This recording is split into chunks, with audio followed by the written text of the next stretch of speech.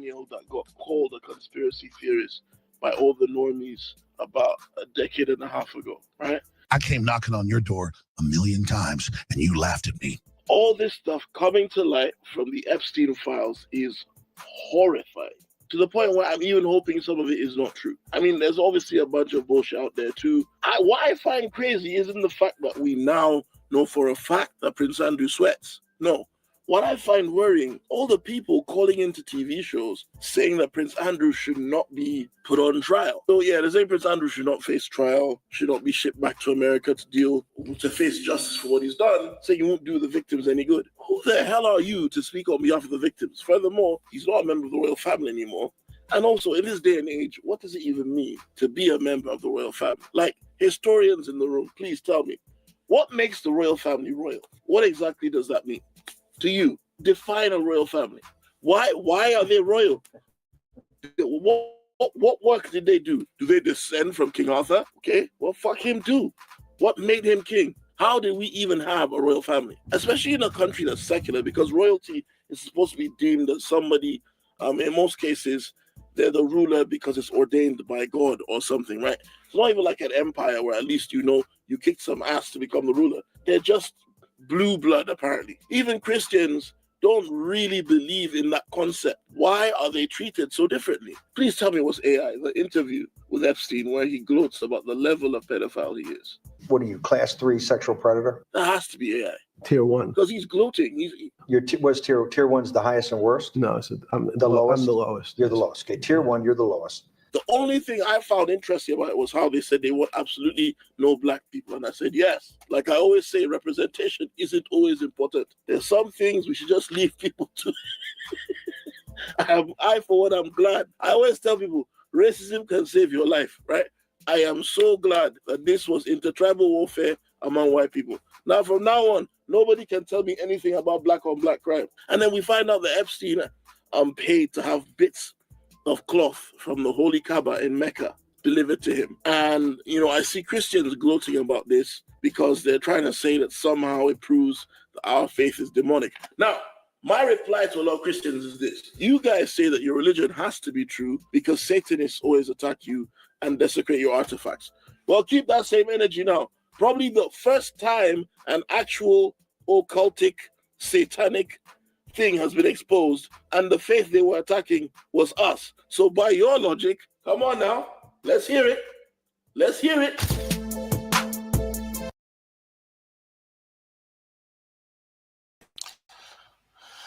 Yeah, welcome, fellow Nigerians and people all over the world. My apologies for being a little bit sketchy with my connection. I'm in Nigeria, so it's a little bit, I'm trying to get my bearings because I know there are some Nigerians that have good connection out there.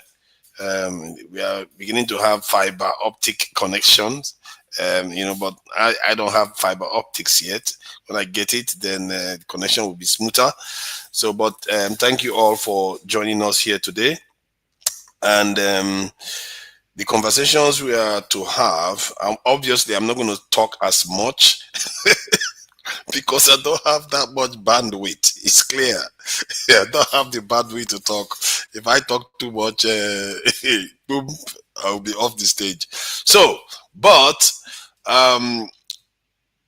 for the spirit of the conversation, obviously, is not to, injure people, offend people, or cause division, or discriminate against any race, gender, anything. The purpose of our conversation is to help elevate our knowledge and consciousness to be able to resolve issues peacefully and as respectfully as possible, as the world demands today.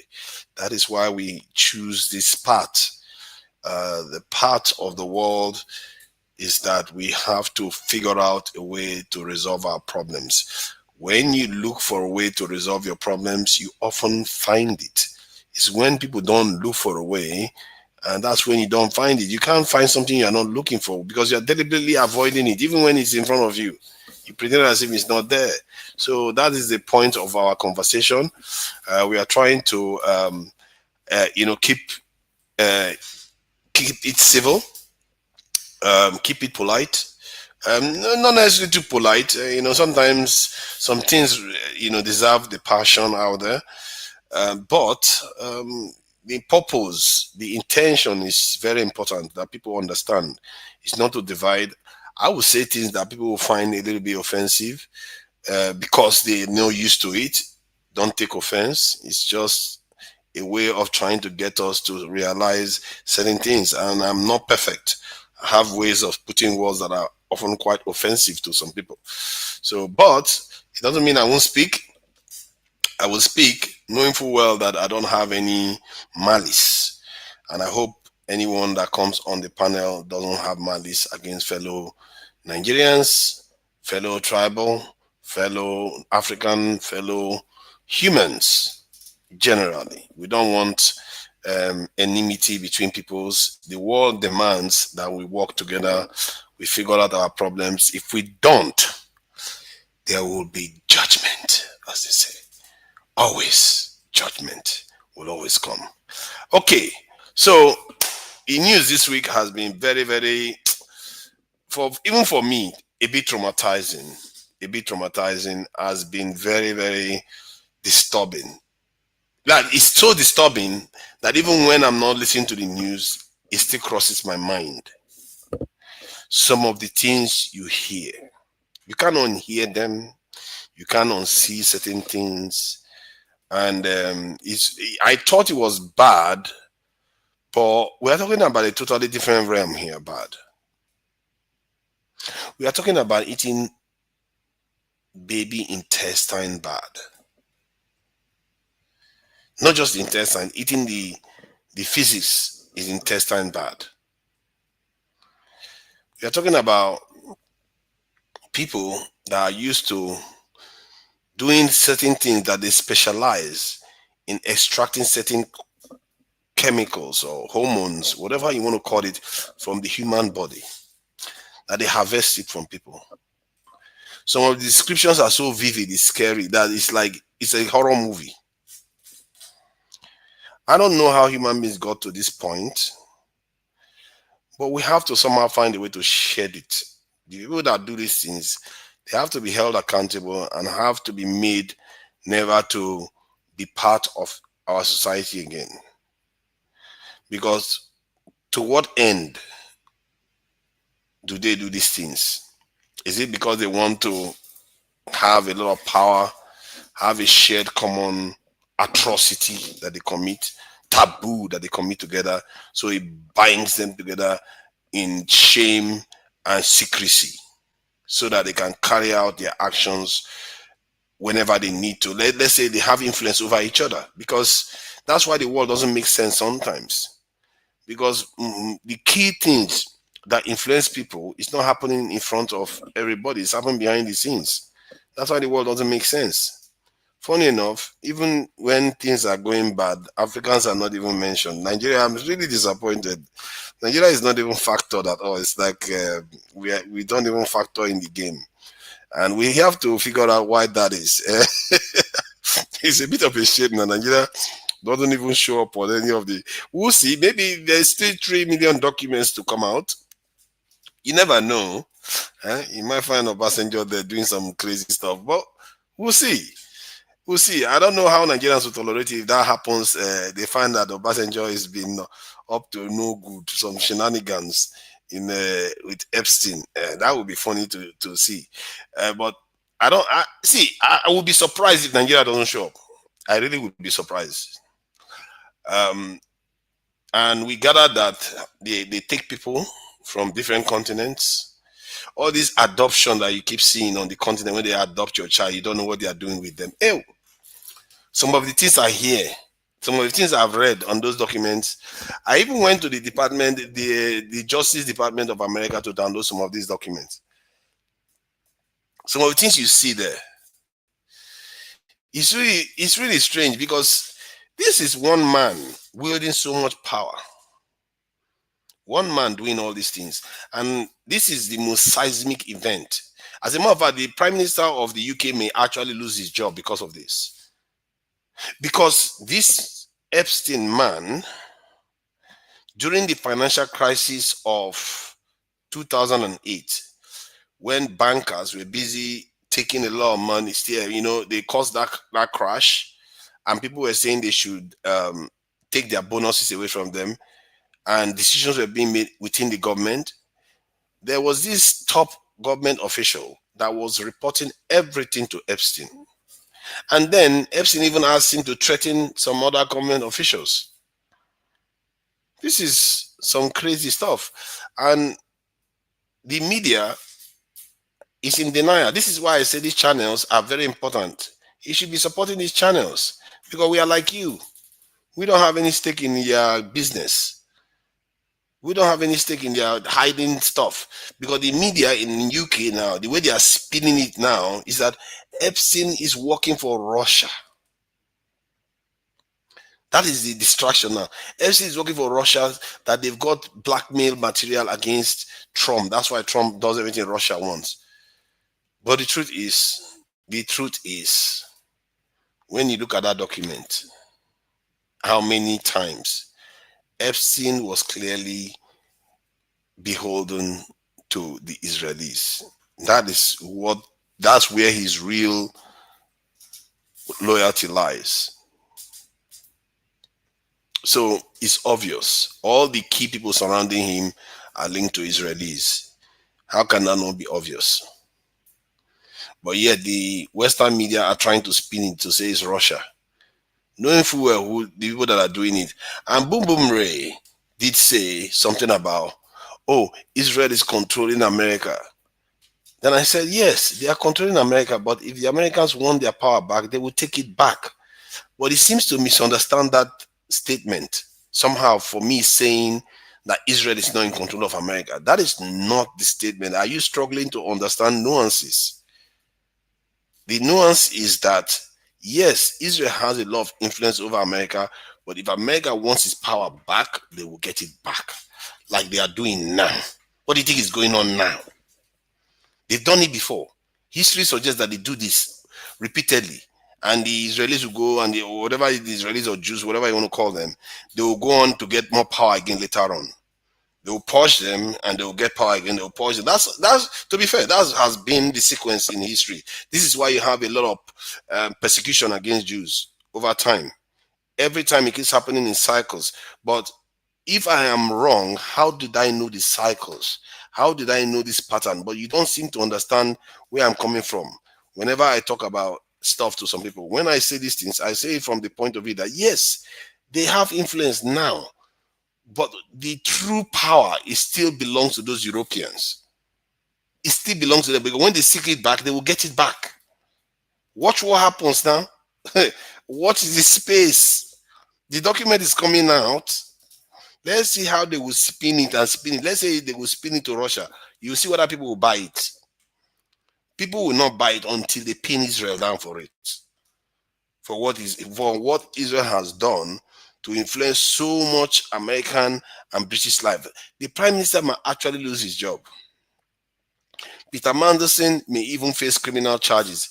His lordship, I think he was a lord, at least definitely a peer, and they are talking about revoking it from him, because what he was doing was sharing information with a foreigner that is linked to intelligence organizations, that also information that is supposed to be secret.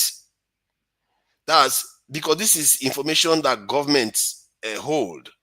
It's not something like, let's say, government wants to cancel certain projects.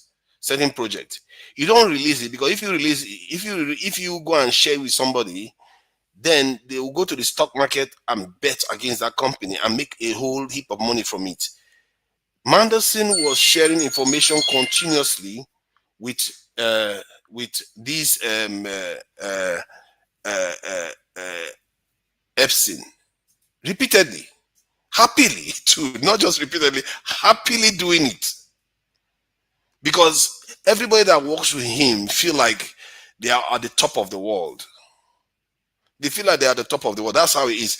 And these things matter to Nigerians, because if you don't know how the world works, Where do you start from? You don't even know who your leaders travel to. When your leaders leave your country, Tinubu now, I think they say he's been in overseas more than he's been in Nigeria in January. You don't know where he's going. You know, they are talking about parties where they carry out some unspeakable things. And then there is this other sci-fi area. This man, I think Epstein, here, say whatever you like. One man has been able to do so much in so little time. You have to respect that. So let me see whether I can play some of these clips so that some of you can see and hear some of what this man is going to say about it. Democrats of doing the very same thing that they themselves were doing, which is one of the oldest tricks in the book. You accuse someone else of what you're doing. Like, who smelt it, dealt it, but pedophilia. It's nuts.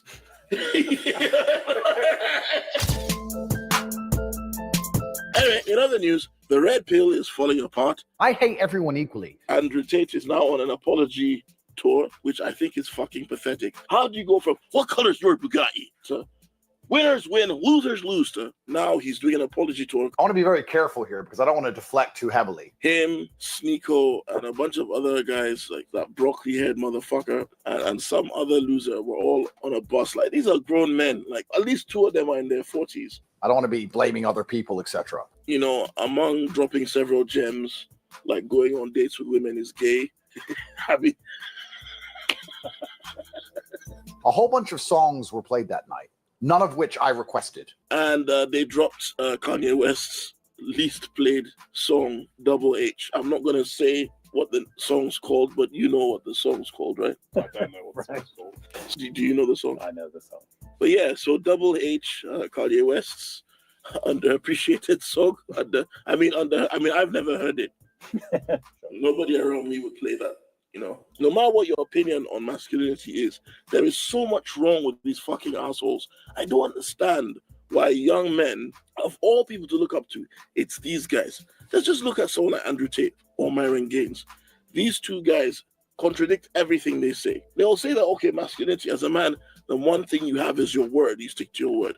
Andrew Tate is a supposed converted Muslim who still gambles, still drinks. They talk about chastity and how women should be decent and modest. But what kind of women do you always see them around?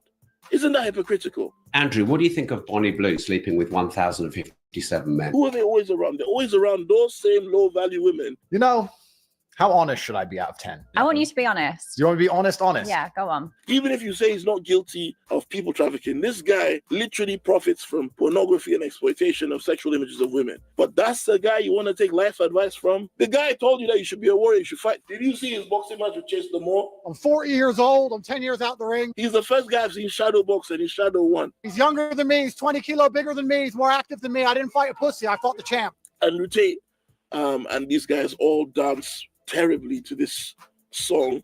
Of course, I had the volume down. So while dancing to this song, later they get attacked. A lot of people call him anti-Semitic for playing that song. And they all conveniently scapegoat Sneeko and say that he played the song, even though it's very clear that he did not. It was the Fresh and Fit guys that played the song. Anyone who calls himself Sneaky.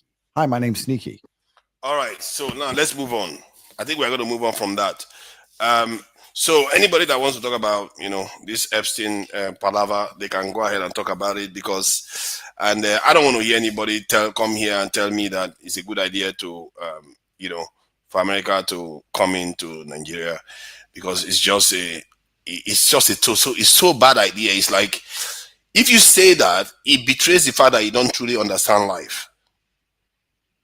I'll repeat that again. If you say that, it betrays the fact that you don't truly understand life. Because life is not something, you don't give away your ability to survive. You don't outsource it to other people.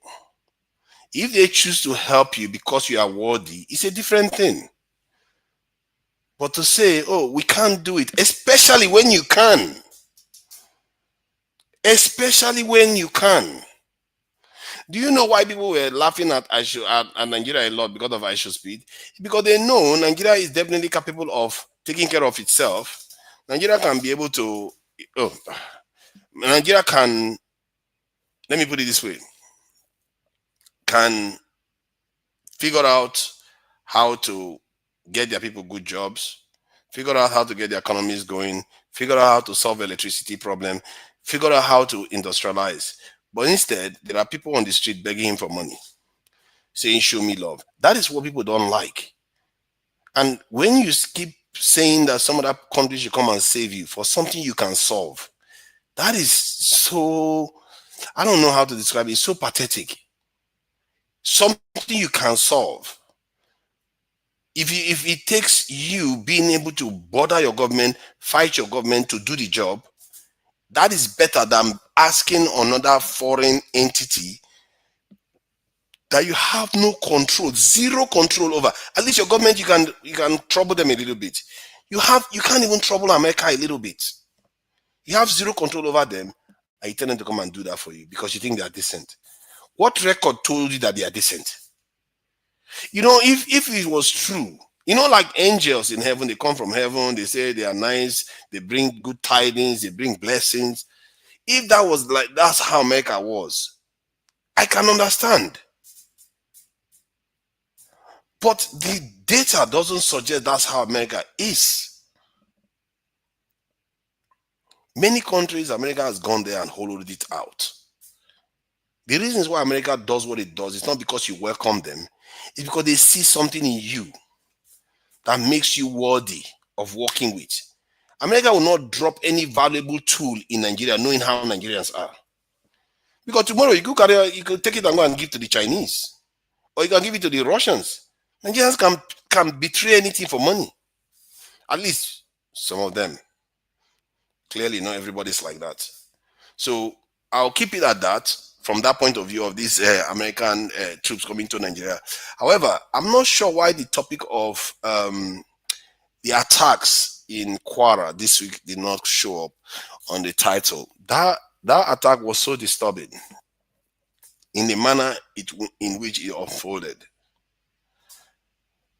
It's disturbing in the sense that this is well established. That if you don't have people on the ground, the terrorists will operate. When you have people on the ground, they cannot operate. This is another example that shows what I was saying was correct. I've been saying it over and over again. You have to have troops everywhere. If you have them everywhere, they won't come there. That is why when the troops were present in that village, these terrorists didn't show up. They didn't show up for weeks. They didn't come. They didn't come and do any attacks. Then the moment the soldiers left, then they came to attack. That is the problem. Tomorrow, some other place, they will call it the soldiers. They say we have been threatened that we are going to be attacked if we don't do certain things. Then the soldiers go there. Then the moment they leave again, they attack them. What are you going to do? The only solution is have people everywhere at all times for 5 straight years, if it need be.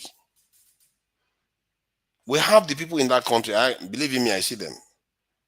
I see a lot of people that are working in Nigeria. They are not making a lot of money. And they don't have pensions. They don't have housing. They barely even have dignity on the side of the road. Begging for opportunities. Begging for you to patronize them. Nigerian government can say, hey, come here. I have work for you to do. Train them up and help them, use them to secure the country. How hard can that be? Yes, some people are all too happy to have foreigners come and help them. I don't know what to tell you. If that foreigner comes and does whatever they like to you, you deserve what you got. You fully deserve it. That's how I see it. So I'm going to stop rant. I'm surprised I'm able to rant on, given that Nigerian internet is very, very sketchy sometimes. So, but this one seems to be working quite okay so far. But when I get a good connection, then I'll be like everyone else in the UK. So let me bring some people in that like to make trouble all the time. I'll try to keep it small because it allows me to be online when it is small. When the connection starts demanding more bandwidth to keep me afloat. So except if the panel becomes wider, then I'll have to stand back, or at least go into only without camera on. Hopefully that will keep me up and going. He said, okay, let me read what Fidel is saying. They send soldiers, they are just so that the communities will say soldiers were sent there. You are just so, oh, come on, I'm so dumb. What are you talking about? Some of all these people, I don't know. Everything, you just think there's an ulterior motive all the time. See, if anybody is in position of power in Nigeria, right now, why would he have any interest in doing what you're talking about? Like, he sends soldiers just to show off. What is, how say that? They send the soldiers there because there was an alarm that they were going to be attacked there. They pull the soldiers probably from somewhere else. This is what they do. They move soldiers from somewhere else that was defended before, and they move it to another area that is about to be attacked. And if that area is not attacked, then they will return the soldier to some, maybe even somewhere else that was threatened again. They don't have enough people on the ground. It's extremely dangerous. You just think that, oh,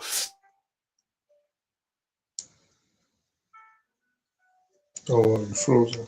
we have enough people on the ground, so when the terrorists are about to attack, then they just remove the people, so that the terrorists will just kill innocent people. What does the government have to gain from that?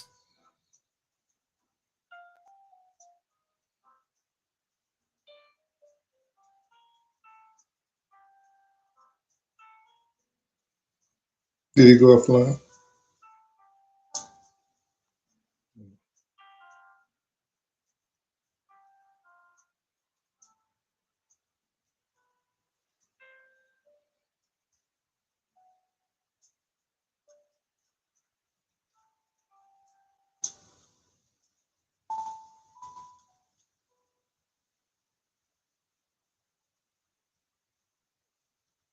Can you hear me? No, couldn't hear you. You were off. Yes, you can. Yes, you can. Yes, you No, can no, hear no. me. I can hear you now. Yes, you can. No, hear me. I can hear you. I can hear you now. But you Okay. went completely off the screen, and nothing was shown. It was just Okay. me. I'm glad you are here. Actually, I like a smaller panel like this. As long as it keeps flowing. Well, I would advise you, everybody that since you keep. Can you hear me? Yeah, loud and clear. All right, so I would advise you, maybe you want to put maybe 2-3 more people in. So if you go off, the show just does not completely die with just one person on. See what I'm saying? So Yeah, even if you I disappear agree like with you. that, then Yeah. people can carry on the conversation until you come back. Yeah, but maybe you should look at. You know what I would say to you? Plan everything you've got to say that you've never had a chance to say. Whenever I drop out, you use your opportunity to you use your body to say it to the people. So, but man, I know we align on this. We align on this Epstein issue. So, what do you make of the dump? Because I was a little bit traumatized by it. Actually, I expected things, but some of the stuff I heard, I think it went a little bit beyond what I expected. And this is Yeah, that's what everybody else stuff. got. Come on, man. That's And that's what people have been complaining and screaming about. And progressively, I think it's not. I think I know it's going to get worse. So there's going to be, when they start introducing the videos, when they start declassifying images, people are going to become sicker, and people are going to become more aware of how terrible all of these happenings are. So this is why the billionaires, the elite, the politicians involved, they're fighting tooth and nail to make sure it never gets revealed to the world, because there's even sicker stuff, on the videos, the images. At least audios have started being revealed. But can you imagine seeing little little boys, little girls being raped by a gang of men. You know, people being eaten, people being sacrificed. And these are the things they point at. On the words Others are. there are young people watching. Right, but well, young people, this is PG, this is not family. For further So for at this time, give me 1 it's second. no. Give me 1 second. Let me finish, please. No, I just want to show you. I want to show you guys something real quick. Who's that? This is Ovier? yes, sir. Oh, sorry. Go ahead. Go. I'm trying to show you guys that there's more to life than Yeah, sorry. I took it back to the, and I tell you guys that I only fuck with the rich now, you know. Big baller. This is where I am. This is see the classic cars that. Right. American classic cars, they seem to die in America. They don't go anywhere else. This is from. Oh, shit, that's a Caddy. Is that a Chevy? Like Okay. from the 60s and 70s. They Mm-hmm. do like classic car shows that they do.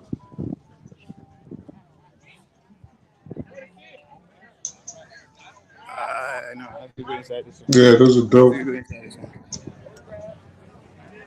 There's a See Lincoln. this. Mm-hmm. Oh, Escalade. That's Escalade. Escalade. This Chevy Impala. Yeah, that's a Chevy. All right, let me text you. 6 or 7 Chevy. Let me test you from the outside and see, Bibi, what's this? What's this? Why should we care about American cars, actually? He's living his challenge. You're in charge of your to Nigeria. You're in charge of your security. Yeah, You are charging no, for I don't know security, that we should security. care. Maybe you want to go and find out innocent car models. Yeah? You know, This is what you're this is what showing us American old cars. in five They are not even years, modern. this is what you are going to be seeing in 5 years. And look at that. We are going to be driving old cars where we are going to be having driverless cars. Look at that. That's what you are going to be driving. Classics, you gotta get the classics. They're gonna be worth a lot in the future. As appealing as sometimes they Imagine are, your next president not by the show for 2031. it. This is your presidential inauguration car by 2031. Mm. Ovie, we're discussing something very serious and you're showing us cars. No. Let me take you what. You know, is that your what Obi- megalo disease or something? What's going on here? No, this is what Obi will ride on when he win. This. And look at that. If Obi ride on this one, Obi will never. His life do something like that. So let's not besmirch Obi's name. Obi will never do such thing. So, but let's get back to subject matter. This is how Lagos Island. This is how Lagos Island will look like in 5 years. With this. Why Lagos not? Island. Good luck with that one. Why not? There's nothing wrong with that. Because America is in charge. No, I don't have any issue with that. Yes, this is what you are. But I hope this one. I hope it's better than this 5 one. years Actually, America. I hope it's better than this one. Oh yeah, no doubt. China is better than this one. You know, you that is from Bayelsa, Rivers.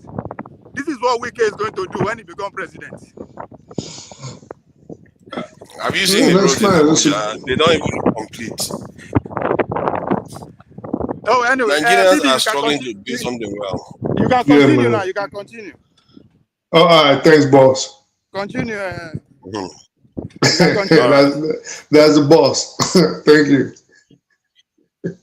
So, yeah, I think he has thrown us a little bit with all this. That's So, OB, what- man. No, when I see the America, Yeah. you're an American. American now. They show you're an American now. Right?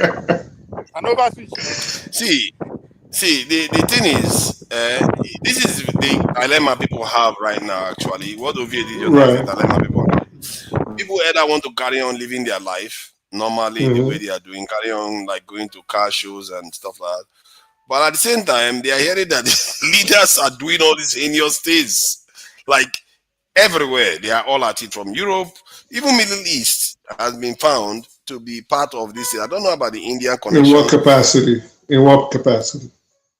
I think there was a prince that is been found to be part of that goes to the parties too. Probably. some top this thing. Yeah, I think Khashoggi's this dad showed up on it too. So quite Yeah, a but lot of you have to remember all these people. Nigerians have shown up on it. There's at least 2 Nigerians that have shown up. It doesn't necessarily mean, yes, so it doesn't necessarily mean that everybody went on the island.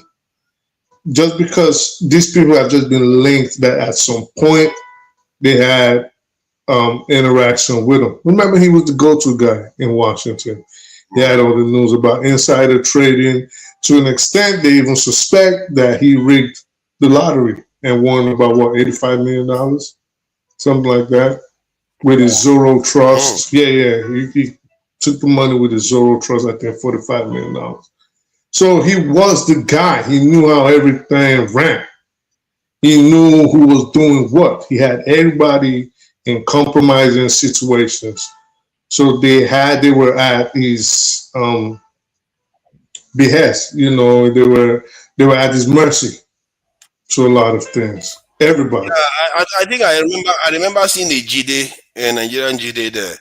But the context I saw the Jide on the files is like he was just having an email about deals that they want to do. Yeah, it wasn't necessarily even Elon Musk was trying to get on the island. For some reason, they just didn't embrace him. For some reason, they were just probably looking at him like he's a dweeb, he's a weirdo. You know, but we are not sure though. It's just the emails are him requesting. We are not sure that he didn't go. We're not sure, yes, but from what we see right now, he wanted to go. Is my point. He wanted to, like, he was practically begging. He was ready to do anything to get on the island, but they just wouldn't let him. See how they throw the invitation to everybody else and be like, "Oh, yeah, we're doing this. Come through. Oh, I want to bring you here." But he wanted to go, and they just like, no. You know, he wasn't in the in crowd. You're white, but you're not white. You're South African white. You know what I mean? So. Because they sense that he's got a snitching energy. After all, yes, because on Trump. Yes, because they figure that he's volatile when he gets angry. I think that's part of the reason too. Like, he could get crazy with his mouth when he gets upset. But this is what I want to ask you. Knowing everything that's happening now, and everybody agreeing now that it was done, all of this was done at the behest and the request of the Mossad and the Israeli government, Shin Bet and everybody else, Israeli intelligence. What do you think? And I know the answer. I think to a large extent, I think most analysts would agree with me on the answer I'm seeking from you. But what do you think was the ultimate goal of all of this? What do you think they were trying to achieve by compromising people to this disgusting and despicable degree? Their goal is to total control. Great question, my brother. Great question. Not just the West, all the Western Hemisphere nation, they wanted to control it. And they succeeded, by and large, in controlling vast majority of it. However, I think their grip is slipping now because of the time. Oh, he's frozen again. Come, this is your name too long, so I'll call you baby. Baby Arabi.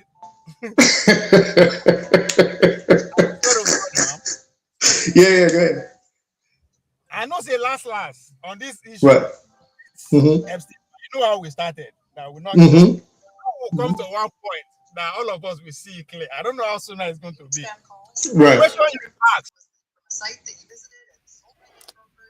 Sorry, I couldn't hear you, but I can hear you now. Where's Oli? Yeah. So what makes me to take the side I'm on, right, is because of that. What is the because of the question you asked? Yes, you're on now. There's a book called Underground Empire. Right. Now, your house, like your house here, for instance, how do you get water everywhere? Through the taps, pipes. Through the plumbing system, right? Yeah. Exactly.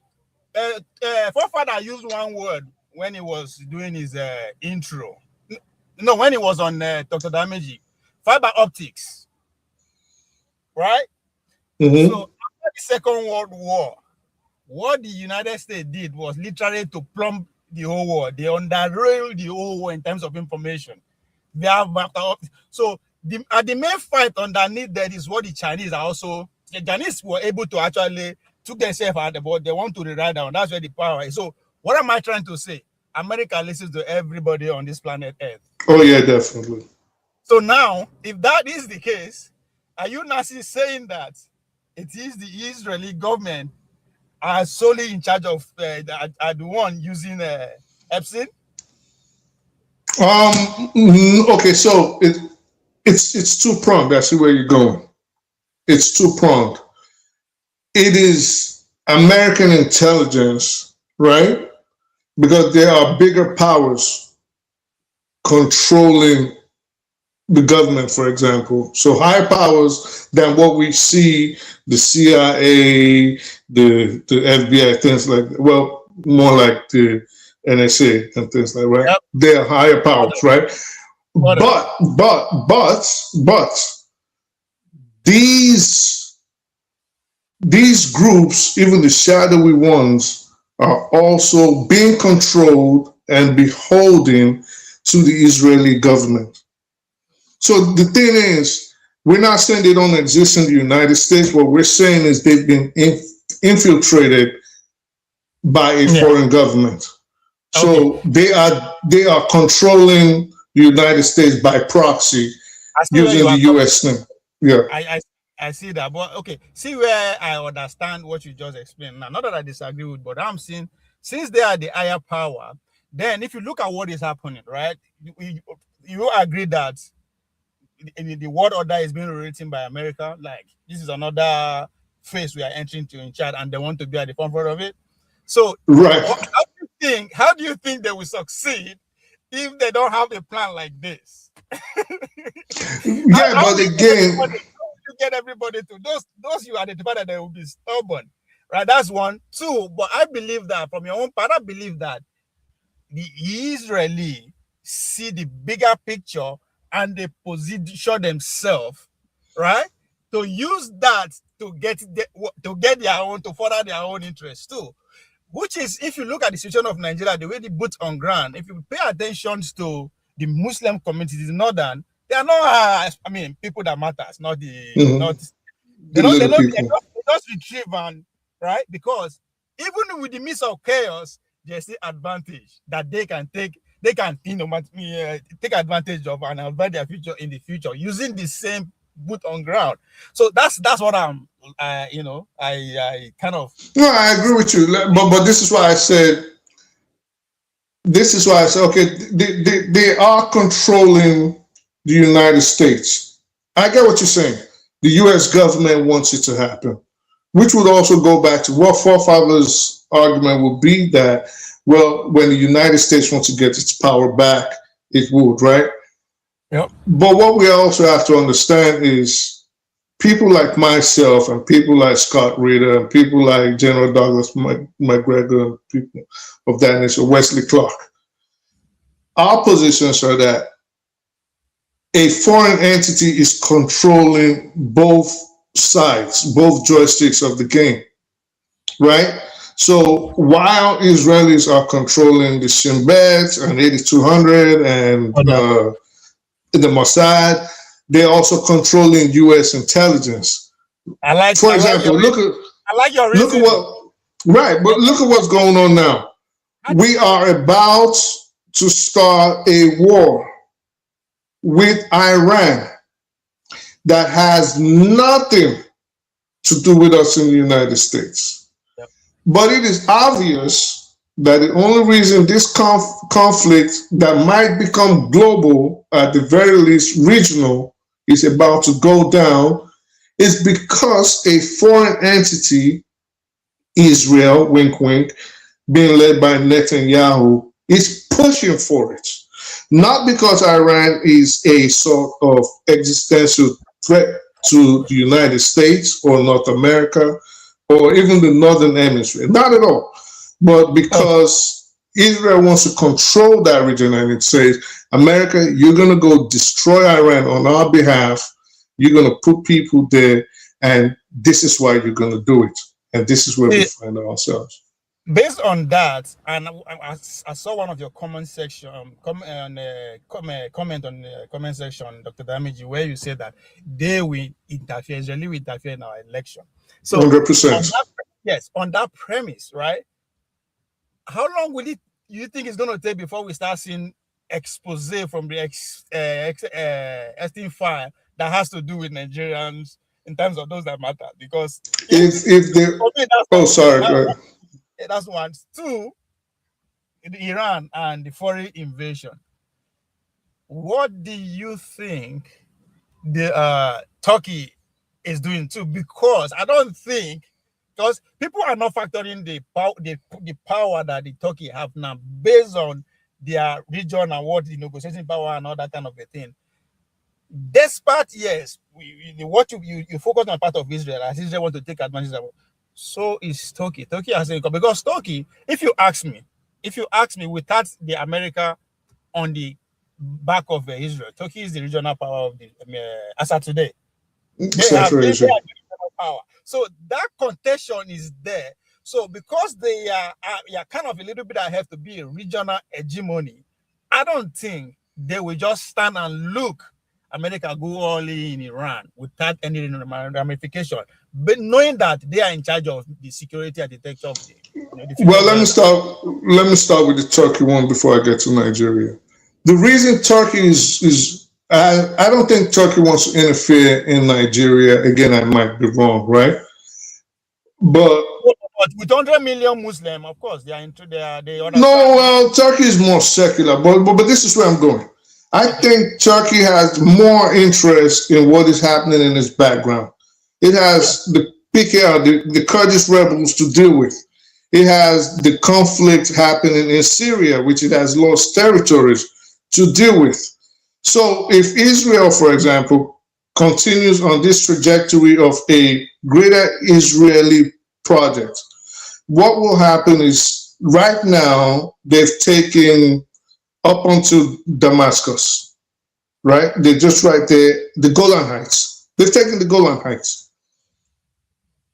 These are places where Turkey used to have an influence. Right. Jew of the whole territory too. Right. So they've taken the Golan Heights. Even in fact, Trump called it Israeli territory last week, just this past week. He called it Israeli territory. The more Turkey keeps losing territories like in Kurdistan and in Syria, its influence wanes. If its influence keeps waning, then the Kurds become more of a threat to it. So Turkey has more of that battle to worry about than what is happening all the way in Africa.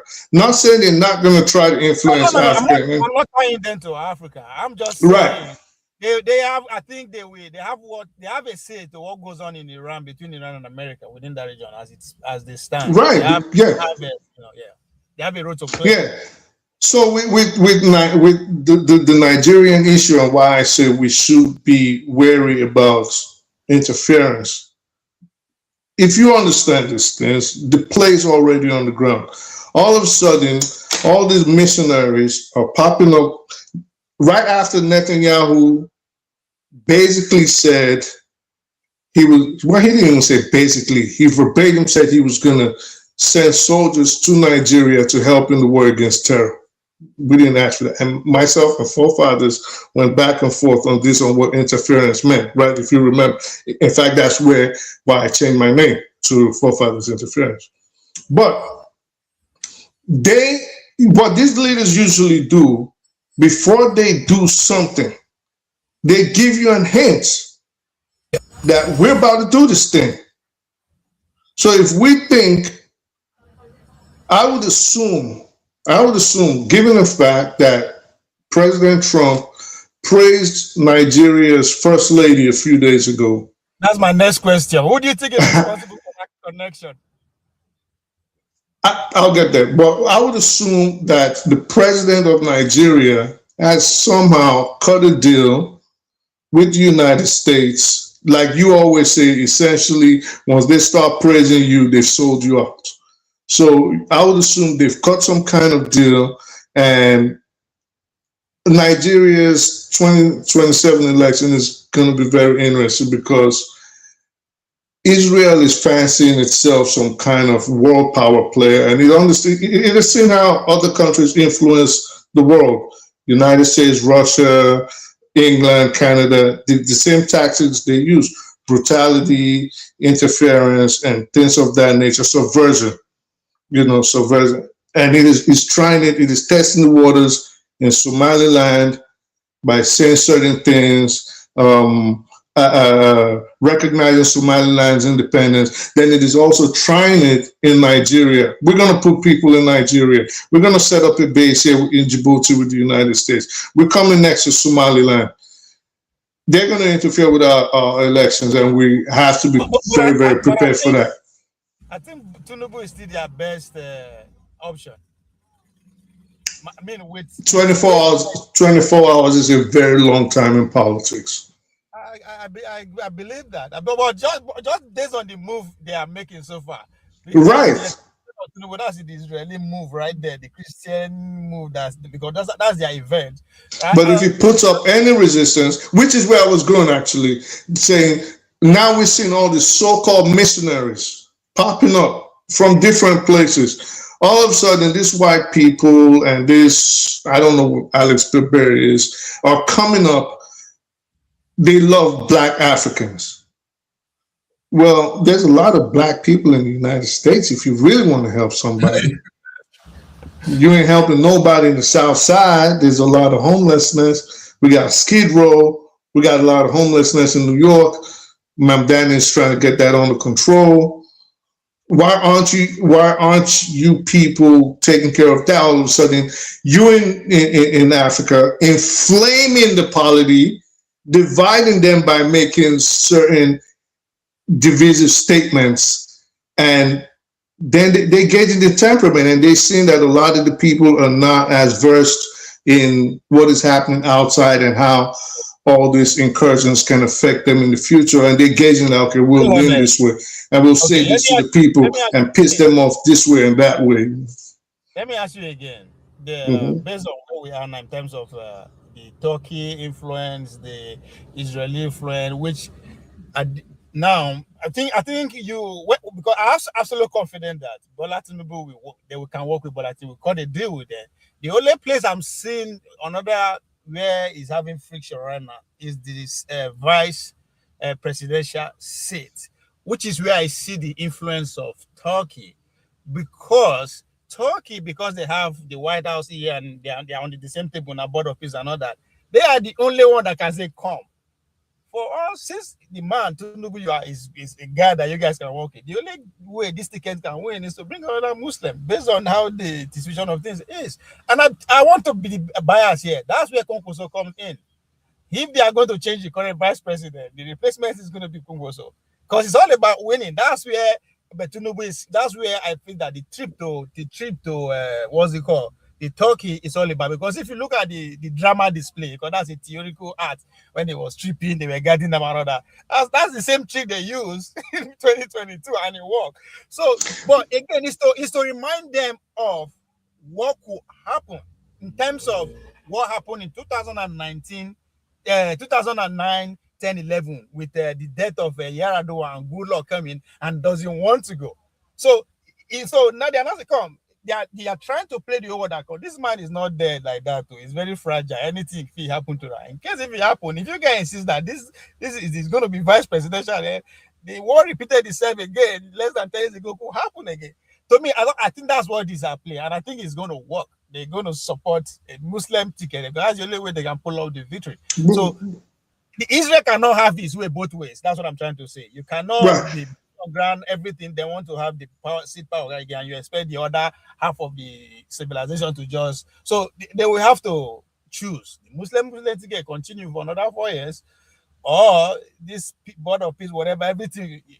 I could be wrong, or I could be just too far. That's what I see playing out. Mr. John Abbott here. Welcome.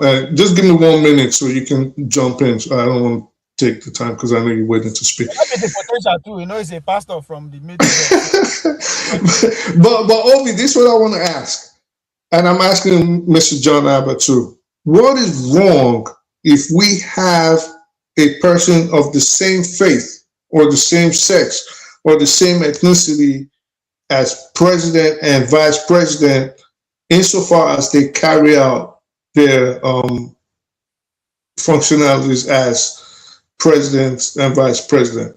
What's wrong with it? Why do we have a problem with 2 Muslims, 2 Christians, 2 Babalawos, 2 atheists? Why? On the surface, there is no problem. But if we look beyond the surface, right, we are not one entity yet. They are trying to build it for the past 60 years, right? So it's form of power play. Because it's very easy to say, oh, Buhari is using his people, Tinubu is using his people. No, it's that's just on the surface. But if you go back deep down, what constitutes the idea of Nigeria, this city struggle has been there. So they negotiated to stay together, right? With the belief, I'm tapping into the psyches of the class of cities, the older guys, with the belief that with time, right, we will, we together, we're strong. But it's also it's an avenue for greedy people, external power to take advantage to institute their own. So that's what is happening. So we are not able to go beyond what started us with. But I believe with generation will come, right? I always say that my generation, the millennial, we were raised in Nigeria without boundaries. Like all my life, I go everywhere. But unfortunately, the Gen Z cannot experience that now, right? Only me as a teenager, as a kid, 13, 14 years old, they go from Enugu to my village. That's like almost a whole day journey, right?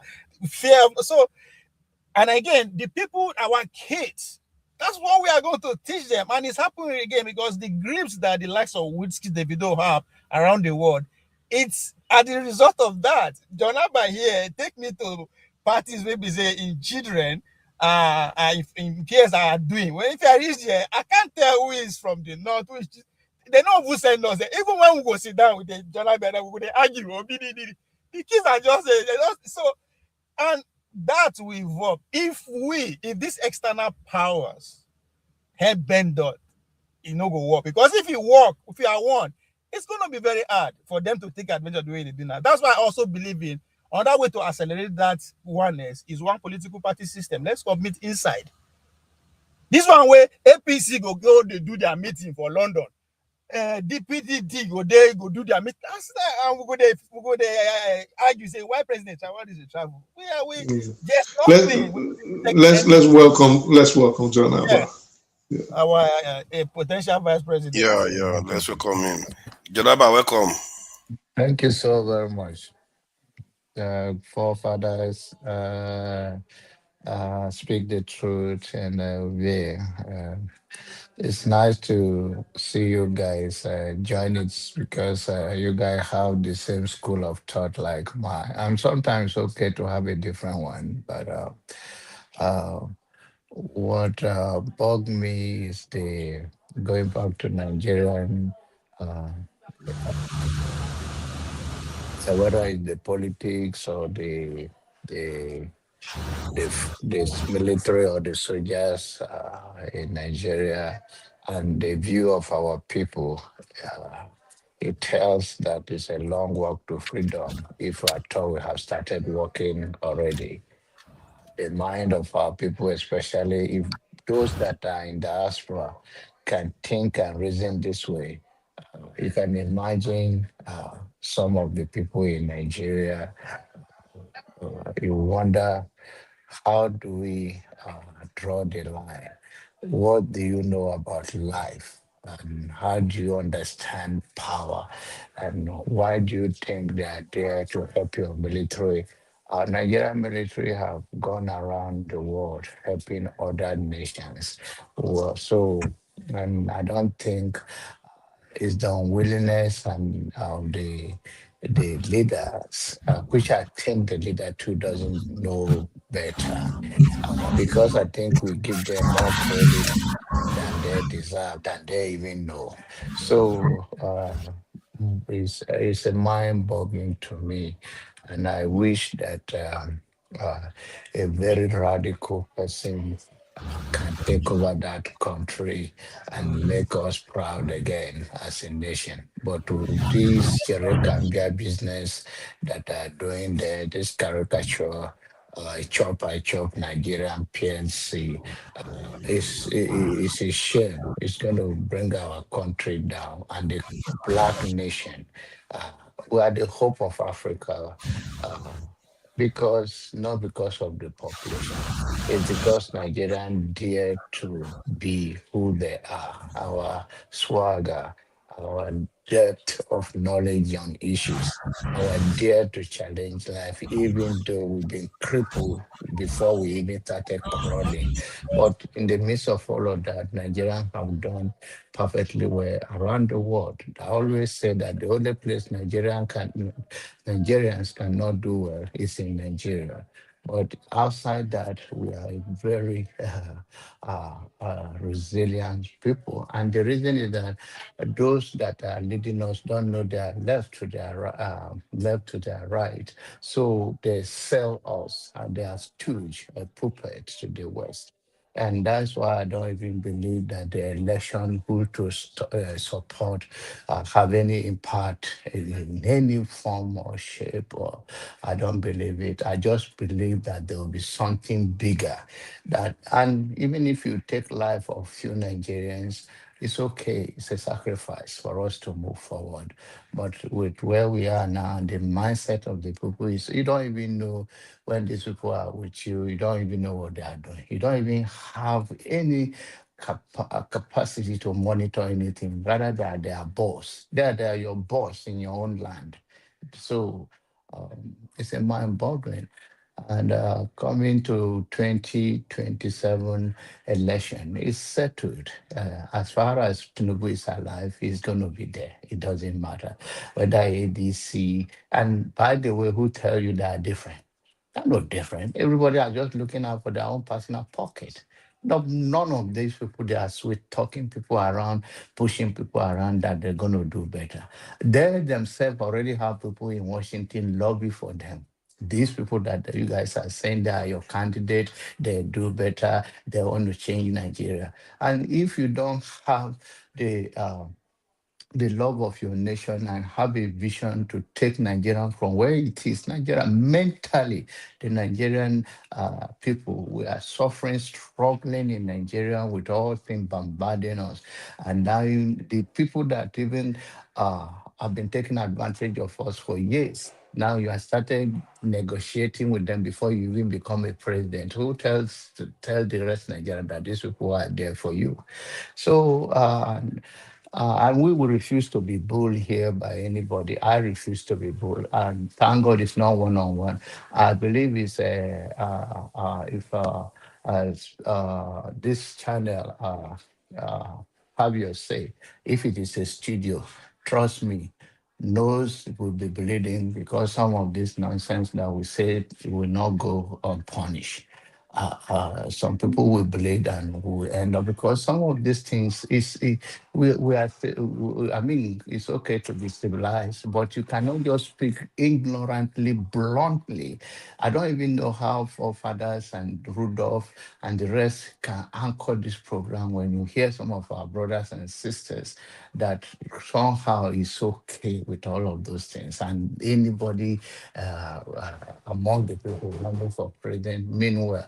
And I don't have problem in Tinubu staying there because I don't have anybody that I know among these people that have any idea or better. I mean, I understand he's an old man, but you can't tell a person what to do. If you are young enough and you have never get your way there, then just endure it. And if someone younger is coming with a better idea, then we can embrace it. But none of them have anything. They all want to sell us to the West. And that is my concern for the next generation. But Extreme File, I don't care about Extreme File. It's occultic. So we are suffering in Nigeria. Injustices everywhere. So what is my business with people eating themselves, doing whatever nonsense they have been doing all this while? They are eating us live in Africa every day. These people eating us live. We have pepper soup in their table every minute. So if they can eat it, so I don't really care. They all do it. So I wish them good luck. I believe much as karma, that what goes around comes around. It will catch up with you in time, in due time. So I just worry that we, the African people, should rise up. Let us cross this between this party line. I don't even believe the Muslim ticket or Christian ticket is the issue.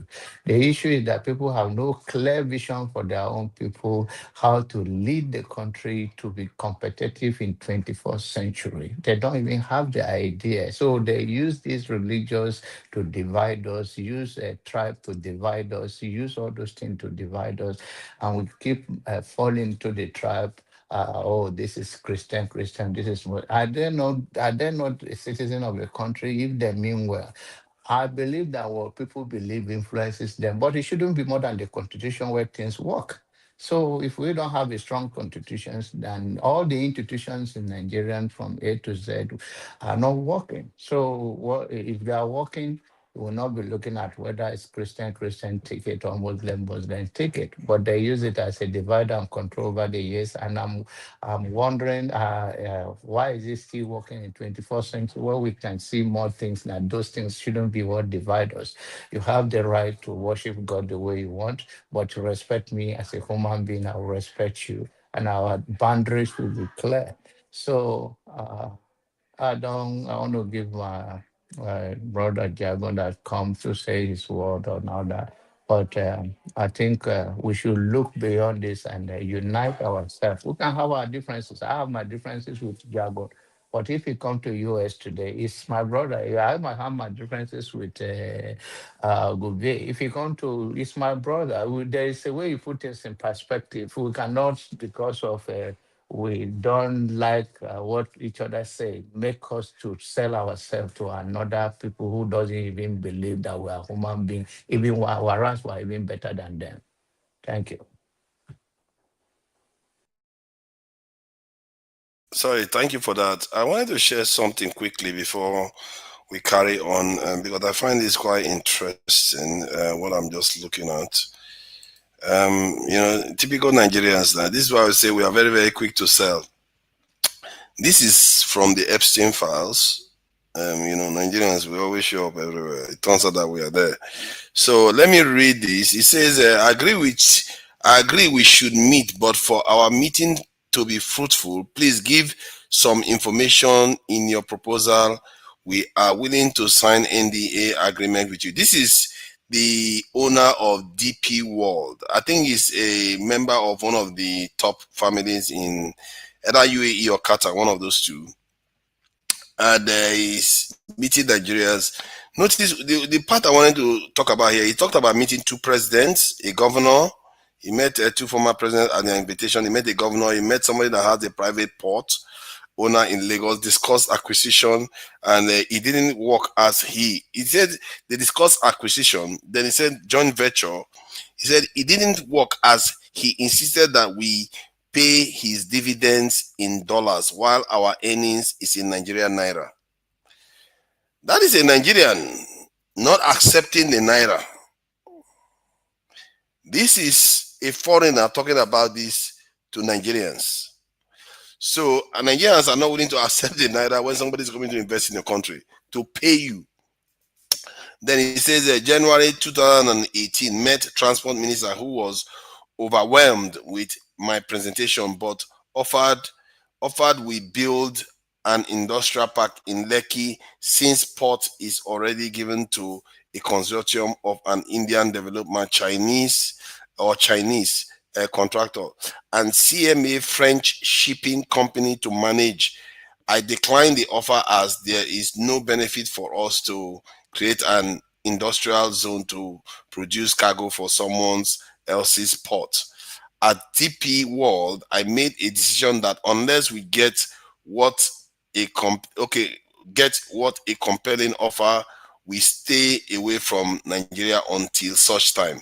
The only way we will invest in Nigeria, one, as a green field in Badagry, which had good infrastructure, a brownfield port in Lagos area, either acquire an existing terminal in Dubai till end of this month. So you can see the ugliness of Nigerians. If you keep reading, you see the ugliness of Nigerian elites in Nigeria, the way we handle things.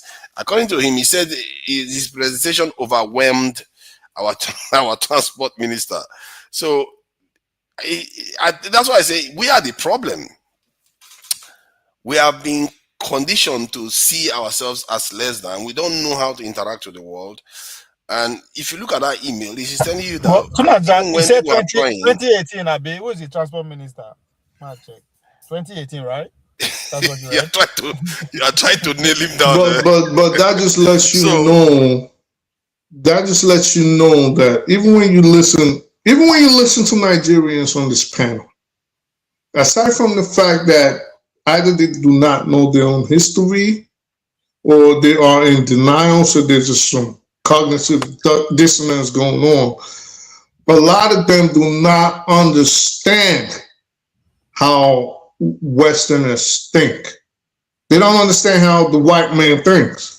And you can see it in their approach to certain topics. You can see how they speak on certain topics, whereby a person is being racist to them, but they equate themselves still as on the same level and think the person is talking in abstract or differential to them, to the person they are insulting. I'll give you an example. There's a guy on the internet now. His name is, he's a white boy, something Barnicourt. He's British. He's the latest white person to start interfering in Nigeria's affairs, and he's insulting Nigerians. He's openly racist. You know, people will say divide the country and only divide it into, I know some people are going to get angry, but this is the fact. They'll say divide it into Biafra and leave the North on its own and divide the Christians this way. And at one point, somebody from southwestern Nigeria, because he had a Yoruba name, objected to him. And he blatantly called this guy a dumb African. Alex Barnicourt, you can search his name with dumb African. And do you know, people started calling him a racist, rightfully so, and there are Nigerians that were saying he's not a racist. He only called him a dumb African because he was saying something dumb. And I'm like, are you in my head, like, are these people slow or something? He generalized you guys. He could have just said, called him dumb or called him a dummy. He specifically called him a dumb African or a stupid African, something derogatory to that nature. And Nigerians could not fathom that he was talking to them also. They separated themselves. They said, well, he didn't call me, he called him a dumb African. So this is all I'm saying is, based on that letter you wrote, Nigerians generally don't understand how Western people think. You see it on the show. People are supporting all the racist policies of Donald Trump. We know two very notable people on here that are always supporting the racist divisive policies of Donald Trump. But for some reason, they think Donald Trump has these magic eyeballs whereby if he laid eyes on them, he would separate them from the other blacks like Michelle and Barack, whom he called monkeys. He called them monkeys. He put a tape on Truth Social yesterday with Barack, AOC, Michelle, what's her name? The lady from Texas, Quartet. And he was playing the Tarzan music, jungle music in the back with their faces superimposed on gorillas. But somehow black people think they're different. Nigerians think they're different from all this racist rhetoric that these white supremacists are pushing. I like what you say. One of two Nigeria fit into one of the example you are portraying. People who actually know what they are going, because but one way or the other, I don't know how to actually classify, because two Nigeria knows that nine friend, nine uncle. It was his uncle that was the minister in 2028. That's why I refused to measure the minister's name. What are you talking about? That's ridiculous. Hold on. How can I know that? Hold on. I barely know what was going on in Nigeria then. What I just did is what two Nigeria will do immediately get hear of that information. We say, who is that minister? He will do the research. I know him. So he knows he's a Mechi. That's why he kept quiet, like a village man. So it's Amechi. So this is Amechi that is running for office. Oh my God. It's a very simple name to keep on your head. So how you say you know the minister? It's Amechi. No, I didn't know. How am I supposed to know? I didn't know. Wow, is this Amechi? You know why? Are you surprised? He was heavily in bed with China company, building rails and everything. So you can see he cannot do the two.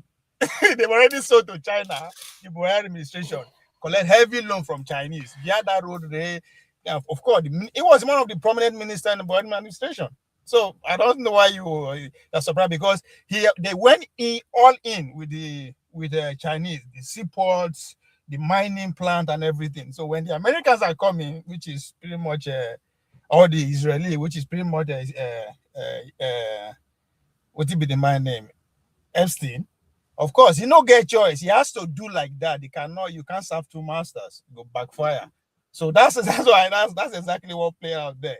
So now that's the kind of Nigerian leaders we have. And it's that same man that will come and instigate Nigerians. Same Nigeria start up again. So, and it's crazy. Let's bring Jagon in, because I'm sure Jagon has something to say about this Epstein. My question to you is that how long will it take leading to the election before you will be seeing more Epstein file regarding Nigerian key actors in order to either influence the election or to do something? Because I believe more name will still come out. Or that's my question. No, Jagon, are you there? I would like your take.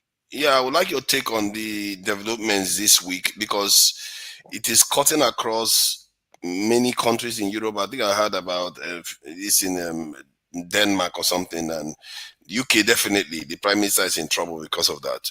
But for some reason, Americans don't seem to be troubling their politicians for it. So what do you make of the trajectory this whole thing is going? Thank you. Good evening to the panel and to listeners and the more. Man, sometimes fundamentalism, as I have a lot of in my system, is not appreciated. The fundamental thing about the Epstein files is that nothing's going to be done about it. Nothing's going to happen. The depth of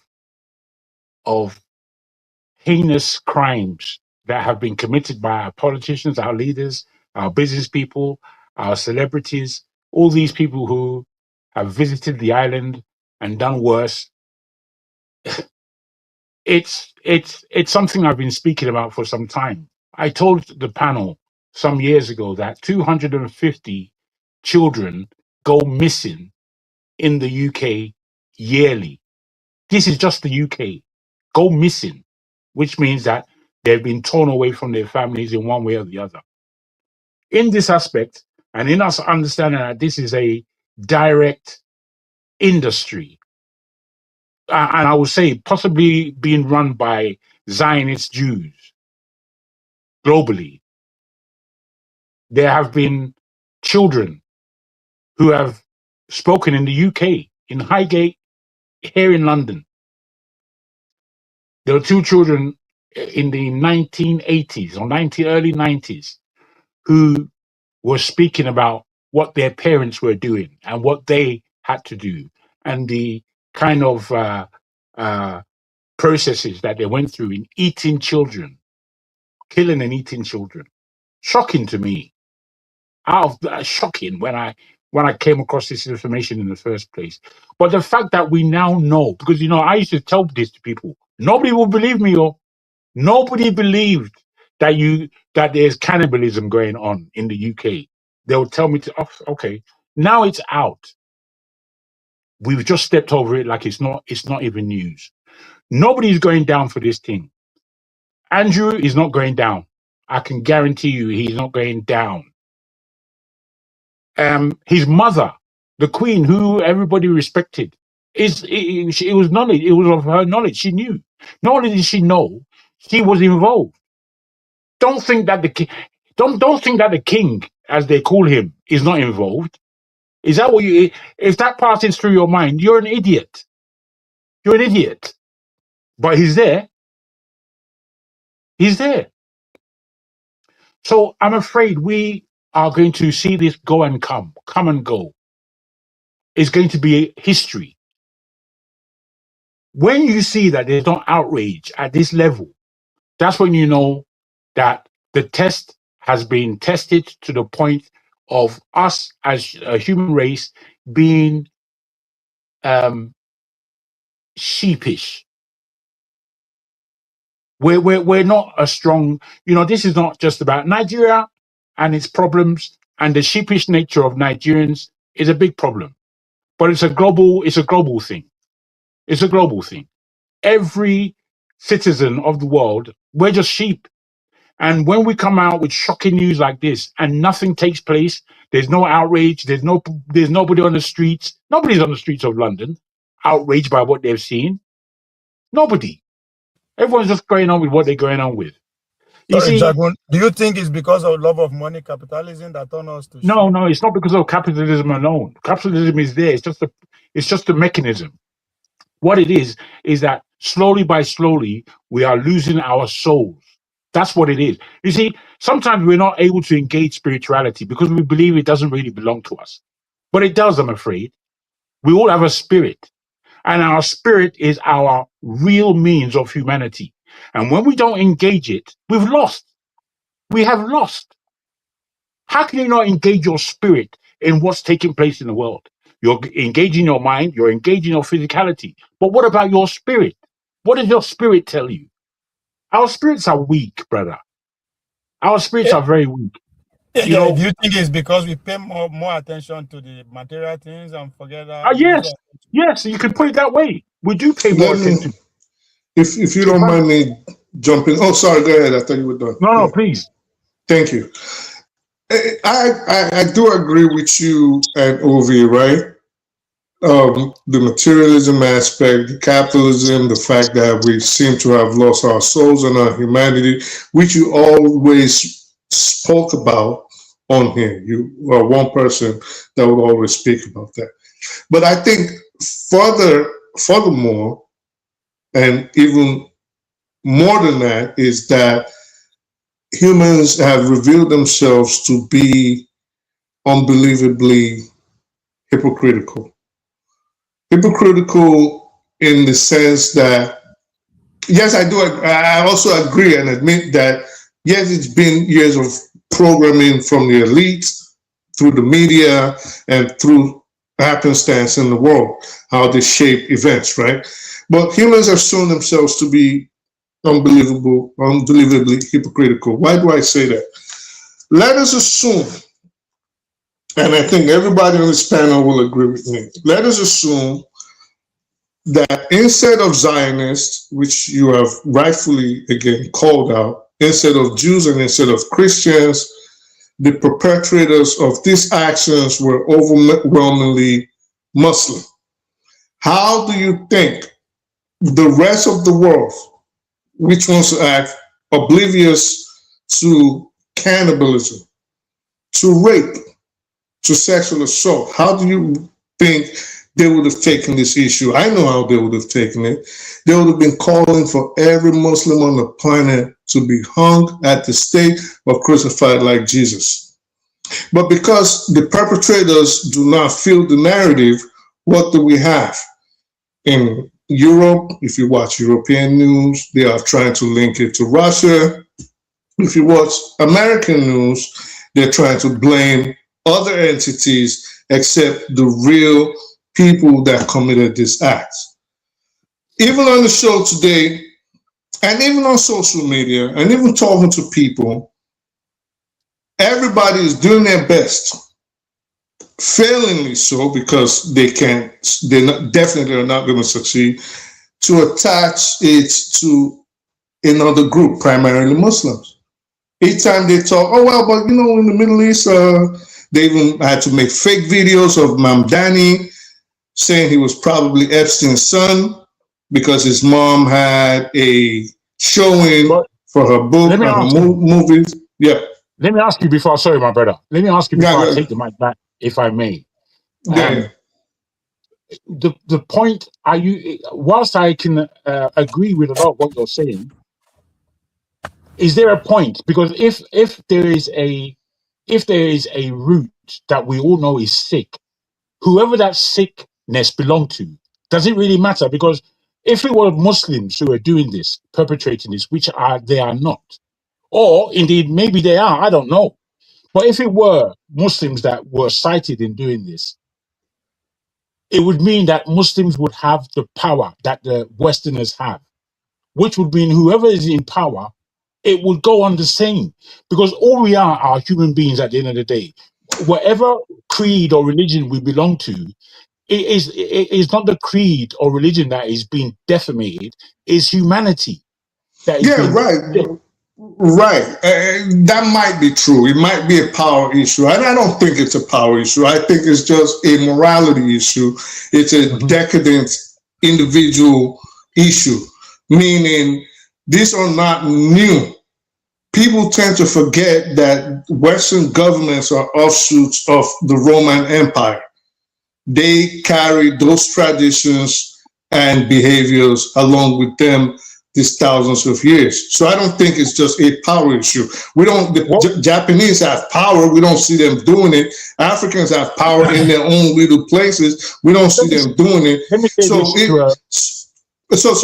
So my point is, yes, it does not matter the religion or the faith or the creed or the beliefs of the person perpetrating it insofar as it is wrong. But the bottom line right now is the Western world is not making as much noise as it should because of the religion, primarily because of the religion, and to a lesser extent, the race of the perpetrators that committed these heinous acts.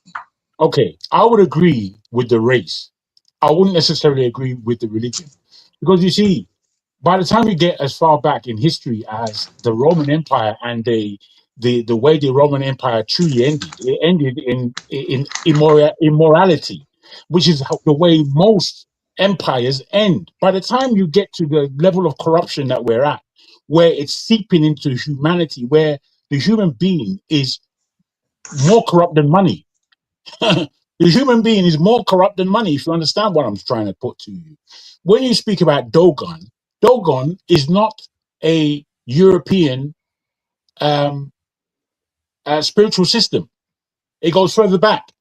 And these things took place from these arenas where there was devil worship and human sacrifice and human deluge going on all the while. You see, all I'm trying to let us know is that, especially in Nigeria, and what I dislike very much about Nigeria, as people have already spoken, we have a way of just going backwards. We have a way of always arriving at the wrong answer. And I don't know how this is our speciality. How can you always, 1 on 1 is 55? Do you need a slap? What is it? What do we need to do to allow you to understand? You know, this is the kind of arithmetic we're doing. It just doesn't make sense to anyone, yet we're going forward with this kind of thinking. And for me, the hope that I had for Nigeria growing up, I'm telling you, it's been shattered into shit. The hope that I had, it was even a hope that, it was past hope. I kind of knew that it's going to be our turn and we're going to do great with it. But we're here now. If you We've don't done. mind, let me tell you what happened.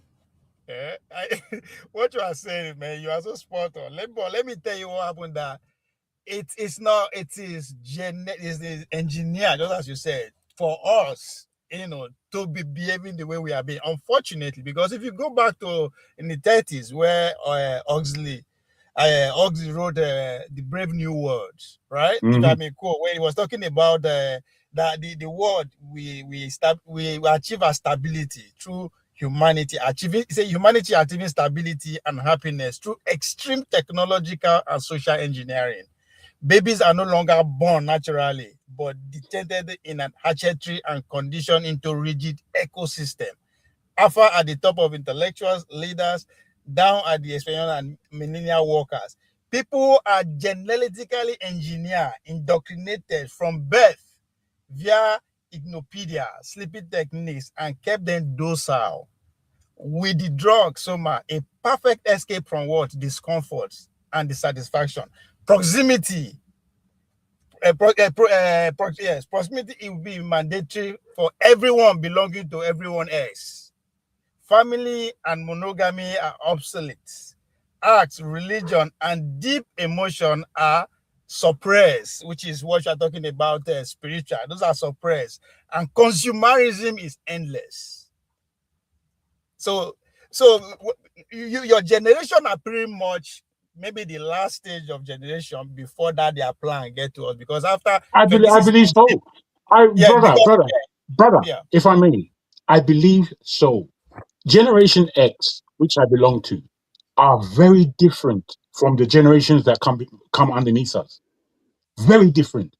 Generation X, they still have a deep belonging to the generations before us, and we are the first to understand what is happening in this future. So we hold a lot. But Generation X, I'll tell you, we kind of largely failed.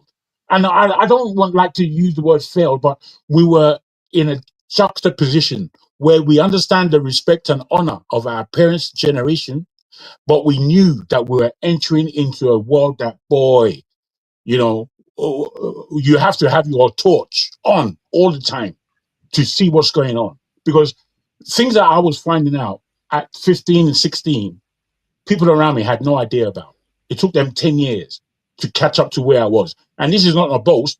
I was just more spiritually led. I was just more away from dictates. I didn't like people dictating anything to me. I didn't like it. I liked finding out. I liked making my own mistakes. I liked falling into the dirt in order for me to know what this filth is about, and clean myself up and know, that filth is disgraced, it's disgusting. We have to know what it is. A lot of us speak without real knowledge, real understanding of what it is. And my God, when I look at Nigeria and what is happening right now with troops on the ground, do you know that France has boots on the ground in Nigeria now? Are you aware? France. Now, I'm looking at this and thinking France is in a desperate position. The French economy is in a real desperate position. And Nigeria, instead of understanding this, they're assisting them to get back. They're assisting them to have an enclave in West Africa, which is their primary. Because Nigeria does not have a choice. People that want them because they want power, not the whole country. No, not just the power. I think he's seeing the wider picture. I don't think any leader worth his salt wants an external force, especially a military force within their borders, except either they've been compromised, they've been cajoled, or in Nigeria's case, the third one included, they just don't have a choice. Why France? I don't think it's only France. I think you'll be surprised the day you find out that we have the Chinese there, we have the Pakistanis, we have the US, we have the British, we have Canadians. You'll be shocked. Now, maybe because all of them are probably not, maybe Do you think Maybe it's because maybe because they are not running around in uniform all over the place. But those people, at least their intelligence, I will wager a bet that they are on the ground in Nigeria right now. Listen, let's say something. There's a lot of illegal mining going on in Nigeria, and has been going on for over a decade, or at least 15 years, they say. There are landing strips in Nigeria that Nigerian military does not have access to. Yeah, answer this But question. there's a lot of foreign bodies, planes leaving with mineral resources, coming in with equipment. So for you to think these are private individuals, you have to be a little deluded. These are the work. Add this question to you. Add this question. So, do you think France not being everywhere, as the name of France being everywhere, do you think it's the work of the opposition, or is it genuine concern from where Jagu is coming from? Because Opposition. all the I agree, but why is it that France? What do you mean opposition?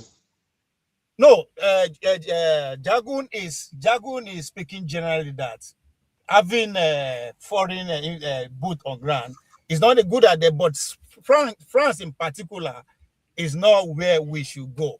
So he's not being partisan.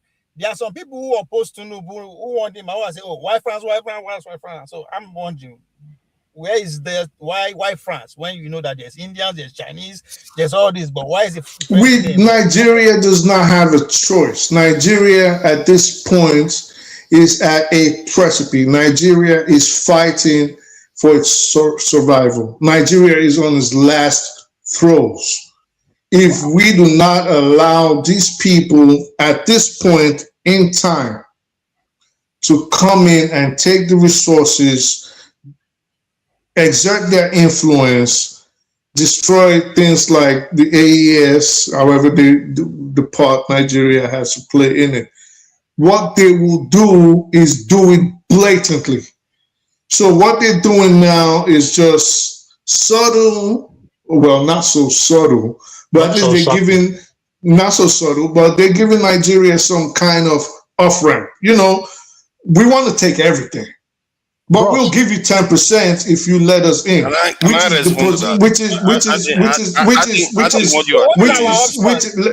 land. No.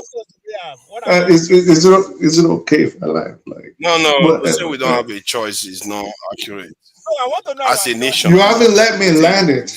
Like, no, you've made the point now. Except there's something else right ahead. All right. Nigeria does not have a choice. Like I said, we're the last throws. If we, but this was. Hear me out. If we've seen what they did in Venezuela, and we've seen what they can do with what they're about to do in Iran. So if you think you have a choice, you don't.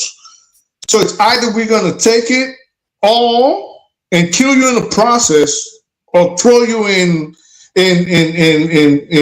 Marion, Illinois, or put you in Florence, Colorado with El Chapo. Or we can give you a little bit, You're a figurehead and you do as we say. So at this point, Nigeria does not have a. Let me say this, please. Because everybody keeps. When am I going to finish what? No, I beg your pardon. For you made the point a long time ago. You are still. I didn't make a point, sir. It's okay to listen. This is your problem. You never like to listen. You listen halfway. Go ahead, sir. You want me to tell you the point? Yeah. You want me to tell you the point?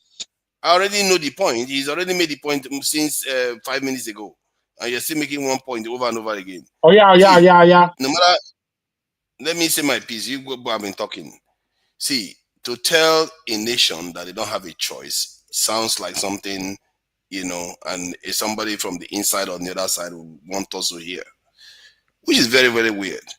How can you say a nation doesn't have a choice? Maybe that so-called calamity you are talking about will wake us up from our slumber. Maybe it will galvanize African countries, because this is the first time No. Western nations have actually, let me finish what I'm saying.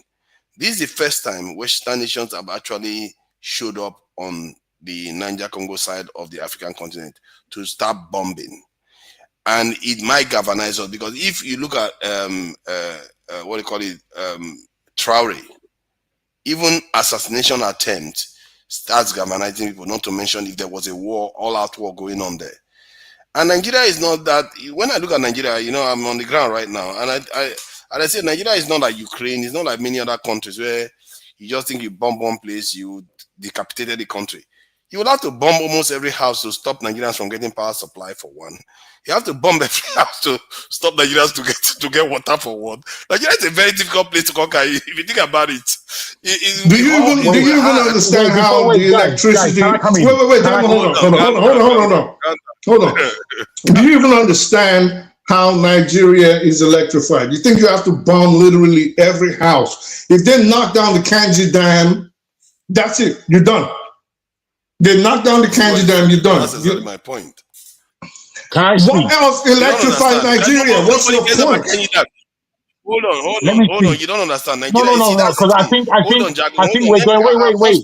Now, let me. No. All I'm saying is that we're going off. You don't want me to talk at all. Okay, we're just going off track. What I'm saying, then we are going off track. Yeah, I know. See, my original point was that Nigeria is not as easy to take over as you'd like to think. Kanji Dam, how many people relies on Kanji Dam? Most people have their own generator. Most people have their own solar in Nigeria. Nigerians have gotten used to doing this individually, more than most countries would like to admit. The truth is that as a people, we have a right and we have a choice to resist if we choose to. It's just that we are not ready to pay the price right now. We're not. But soon the price will be forced on us. If America decided to take over, wait. If America decided to take over Nigeria's government, right? But you're on the same part. If Nigeria decided to take over, if the United States decided to take over Nigeria's government right now, which parts of the country, forefathers, do you think will put up a resistance on behalf of the Nigerian government to make sure that the Nigerian state continues to exist? Now, please don't answer for now. Let me come in. You guys, let me put this to you. You know, Speaks, if you were the president of Nigeria, you wouldn't be saying what you're saying now. I understand what you're saying, but you know in your own mind's mind that you being the president of Nigeria, you would be very aware of these dangers, and you would proactively make policies to make sure that these things don't happen. But where I agree with you is that, unfortunately, because we have allowed our nation to deplete itself, you know, in terms of growth and policy and strength politically, because we have allowed this, that's where the choiceless nature is. Exactly. Yes, I'm agreeing with you. Exactly. We're doing suppositions. Reality is on the facts say that Nigeria does not have a choice. You're saying, well, if you could put proactive measures in place. Well, proactive measures haven't been put in place. The bottom line right now is that Nigeria is a weak, broke, and disorganized society, and the leaders, even if you had Jesus and Mohammed as president and vice president of Nigeria right now, they have no choice with the happenings on the ground right now but to cut deals with these Western nations. So all this, well, you know, if we wanted to fight, not you, Jack, I'm saying for fight. If we wanted to fight, we will fight. Well, the point is, people are not going to fight. Nobody's fighting for you. So what can the president do right now? He has to freaking cut deals and be subservient to these countries, or he's going to be sitting with Maduro somewhere in MDC. All right. I want to take this to a point where we understand what's going on, as the four of us are here. The four of us who are here, you know, we have our differences, but I think we give each other some level of respect that we know what we're talking about at times. I'm trying to suggest that because of the way the world is, Nigeria had an advantage if they had anybody with sense as within leadership, or if they had a consciousness about themselves in a country called Nigeria. Unfortunately, we do not have a consciousness. We are unconscious. And because of our unconsciousness, we have brought ourselves to this position. In bringing ourselves to this position, we have to understand how late we are. And the fact that Speech is talking about the fact that, boy, going into the future, we have less and less power each year that goes on. Now, I think, it's very difficult to suggest who, apart from Tinubu, who I deplore, who could lead this country out of the mire we're in. And I haven't got a clue who. I would prefer to vote for someone like Speech to lead the country rather than some of these characters that we see all over the place. I would prefer to vote for even Forefather, who I have major disagreements with, but I think consciously he understands that Nigeria has to be Nigeria, not Nigeria times this with this inclusion and that inclusion, and making us less an empirical force in this world as we are. Nigeria still stands as weak as we are, the biggest economy in Africa. So that's how weak Africa is. Yeah, thank you. We are weak, and we are weakening ourselves more. And I don't see why Nigeria has had to invite America upon the land, had to re-invite France upon the land, away from if they're just being paid. And that materialism that we are suffering with no dignity in our nation is a paralyzing thing. Paralyzing. And when I come across Nigerians that are speaking this paralysis, I don't even understand who or where they're coming from. We are in a nation that has failed woefully.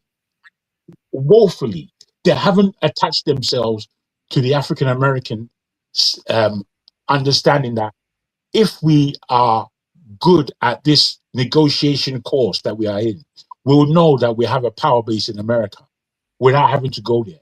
Because all we have to do is to really deal with the Black Americans and empower them with our great force of economy to engage with them. The Caribbean is there, being taken over by the Chinese and whoever.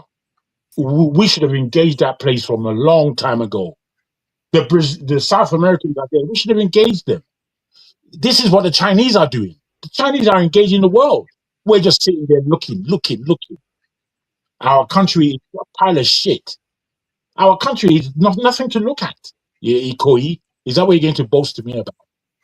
I mean, I really do not understand the way we think. I don't understand how we think that we will be proud and be prideless at the same time. It's an oxymoron. I'll just end there and see where we develop. Thank you. When I was in Abuja driving across Airport Road, I don't know, people that know that Airport Road, Abuja, they say they have great road and everything. But if you look at that road, it looks like an uncompleted road by Western standard or by any developed country standard. Because you can see the drainage right there out in the open, splitting the road on the left side. It's like we are so shabby. As a people, we are shabby. We can't seem to get any simple thing straight. Even to make a line that is straight, it's like Nigerians will just. It's like, why? Do you know? I was in Nigeria the other day and I had something to eat and I wanted to throw it away. There was no bin, and I found myself throwing a few things where I said, "You see, this is how it happens. Because the ecosystem doesn't cater to people that are actually that have decorum, that are law-abiding." And that have reserve. You don't have that. Everybody is just doing whatever they like. They throw rubbish whatever they like. They do whatever they like. They expect to get away with it. So if you want to repair the system, that's why I said the only good government we've ever had was technically the first Buhari government. They tried to reshape Nigerians' antics, the way we behave, the way we do things. They tried to get us to get to work on time. They tried to get us to keep our houses clean, our roads clean. As a matter of fact, they would have ended up with a country that looked like what all of us love in Rwanda today. They would have ended up with that if they just had the goal to carry on and survive. But clearly, another government came in and wrecked the country again. So we've not truly had any good leadership. If anything, that government, there was a bit of hypocrisy. because they were not supposed to be traveling overseas, foreign countries, to go for Hajj or something. And the diamond was caught going there. It's like Nigeria hasn't. No, it was not supposed to take his little son. Yeah, and he did. You see that? So that was hypocrisy he was caught in. And why do you do that? You are trying to transform a nation, because sometimes when you catch it like that, at that weak point, then that symbolism alone is enough to do it away. But what if they had caught it? They when they overthrew him, he didn't do that. Maybe people will be saying, "Why did you remove him?" You know, they will argue more for your case. No, Nigerians should have never said that. Listen, even to this day. No, let me see what I'm saying now. See, history has. I thought you were. When a leader is popular, that if that leader is dethroned, it could be problem for the people that dethroned that leader. If a leader was popular, sometimes even a leader that was popular, let's say he lost his life when they overthrew him, they are willing to. They will turn on the government that overthrew him and bring his child, the child of the leader that was deposed, to come and rule. Aren't you Nigerian? Hold on, let me finish what I'm saying. The reason why I'm saying that is because it has happened in history. I don't know why you are laughing. It has happened in history. I'm laughing because it happens in history does not mean it is binding on Nigerians. You have to understand. You even spent all your life in Nigeria, right? So the psyche. The psyche of Nigeria. I'll tell you why it's not the same. If the psyche of Nigerians was the same, when you read the archives and see how Nigerians loved the rule of Murtala Muhammad, then if they were going to fight for anybody after his assassinations, then when Bisala and Dimka and the rest of them assassinated Murtala in Marina on his way to Dodam Barracks, they would have fought for Nigeria. They would have risen up. Hold on, a lot of Southerners loved Murtala. A lot of Africans love Murtala, but not the North. So let's not. Well, no.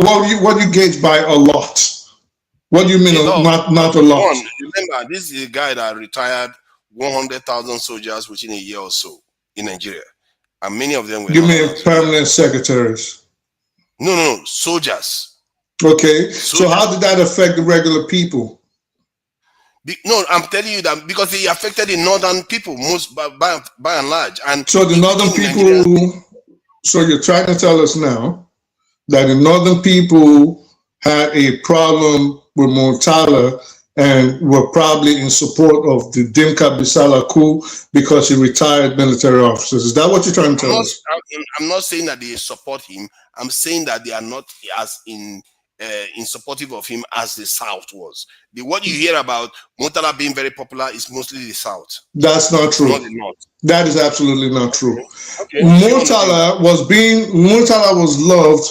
The archives will tell us that Murtala was loved by Nigerians. Maybe not the Eastern region, because of his antics during the Biafra War. Because of his actions. So maybe not the Eastern region, which we today will call the Southeast. Maybe not that section. But the rest of Nigeria, and by and large, the rest of Africa, and because the black race at that time was starting to get independence all the way from the Caribbean to Africa, was looking for a black leader. He was already positioning himself in the light of people like Lumumba, in the people like Kwame Nkrumah, in the light of people like Nnamdi Azikiwe. This was how Africa had started to look at him before he was assassinated in '76. So to say he wasn't loved, he went and did something that reduced his power by retiring 100,000 soldiers within a year, and most of those soldiers that did not count. You don't need to understand that. That did not count. So let me move on. That did not count. That had no basis on how people felt on them. It didn't count. So moving on. It did not count. I don't know why you're bringing that up. It didn't count. So anyway, moving on. If Nigerians did not fight, if Nigerians did not fight for Murtala, considering how the black race was looking at him at that time, there you would expect that the Buhari Idiagbon regime that you just praised, people would have probably kicked against IBB Abacha, Domkat Bali, and Zamanilek his childhood buddy that he ended up assassinating. You would have thought they would have fought for these people, Buhari Idiagbon regime, but they didn't do it again a second time. So this brings me to where my position is. You seem not to understand the psyche of Nigerians. They're not dying for any government. Not right now. Not since 65. They're not doing it. They're absolutely not doing it. So thinking, oh, the way it happened in, I don't know, Burmanistan, whatever country, it's the same as how Nigerians look at it. Oh, well, look at what happened, so we're going to fight for the Nigerian ruler's son. No, they don't care. They're hungry, they're divided through race and religion, they're poor, they're not fighting for you. You're not in that position yet. So how do you explain Nigerians going to die in Sierra Leone and Liberia? They were ordered to, the soldiers. So they had no choice. So okay, so soldiers can be ordered to, just order alone can make them do something. We're not talking about soldiers. We're talking about ordinary civilians. Isn't that back and forth? No, I'm not saying. We're talking. I never talked about civilians. I'm saying that if the people, in terms of popularity, his popularity was mostly in the south. That the northerners were not very enamored with. No. When I brought up the Murtala. I brought up the Murtala experience. If you're talking about support, exactly. So you were talking about support of a government if it was overthrown, and the people would even kick against it and say, we want the president back, or the king, or whoever. And I say, let me make this simple for you to understand. If you retire 100,000 soldiers today in Nigeria, which part of the country will get more cross with you? Forefathers, it did not matter. You always try to be right. Okay, listen. It's a simple question. I'm not trying to be right. It is not a because you are struggling. You are struggling. Okay. Hear me out. It is not a simple question. It is an infantile question. From everything I said, from all the names I mentioned, from all the incidents I mentioned, dates, names, positions, do I sound like someone that is not taking his time to study all of this? But you want to be right by bringing up 100,000, supposedly 100,000 people were retired. If you say, what I do know that was more annoying to the Nigerian populace of Murtala Muhammad's policies was his retirement of permanent secretaries. If you say 100,000 soldiers were retired, well, let's give it to you and add a cookie and soda to it. But my point is that it had no bearing on how the world looked at him at that time. The black race was looking for a leader, and they were leaning towards people like Murtala Muhammad, which his reign was what, 6 months, 9 months? I think 6 months. And he got assassinated. But Nigerians did not rise up to burn down the country. The best they did was hand over power to his reluctant deputy, who was Obasanjo. And of course, we know what he did by handing power to Shagari. Don't tell me to calm down. It's okay for me to end my position. You always do this thing where you cut someone. Go ahead, sir, Mr. 100,000. Look at that. Look at that. He's forgotten his chain of thought. I didn't forget my train of thought. I just let you talk. Like you always so. I don't understand how you approach arguments. I don't know why you are so combative. Take it easy. I'm in Nigeria. You have to give me a little bit of difference here. So the point is, what you see, when Murtala was removed or assassinated or murdered, the people that did it didn't succeed. You notice that they didn't succeed. So that is not even a good case. It's not like they took over and everybody was jubilating and welcoming them. No, they didn't succeed because they took out somebody that was popular. And I wasn't arguing against you when you said Murtala was very popular all over the world. That was not my point. I just said in the context of Nigeria, the Southerners were more excited by him than the Northerners. And that is Let's it's not- let's not a end this now because controversial point.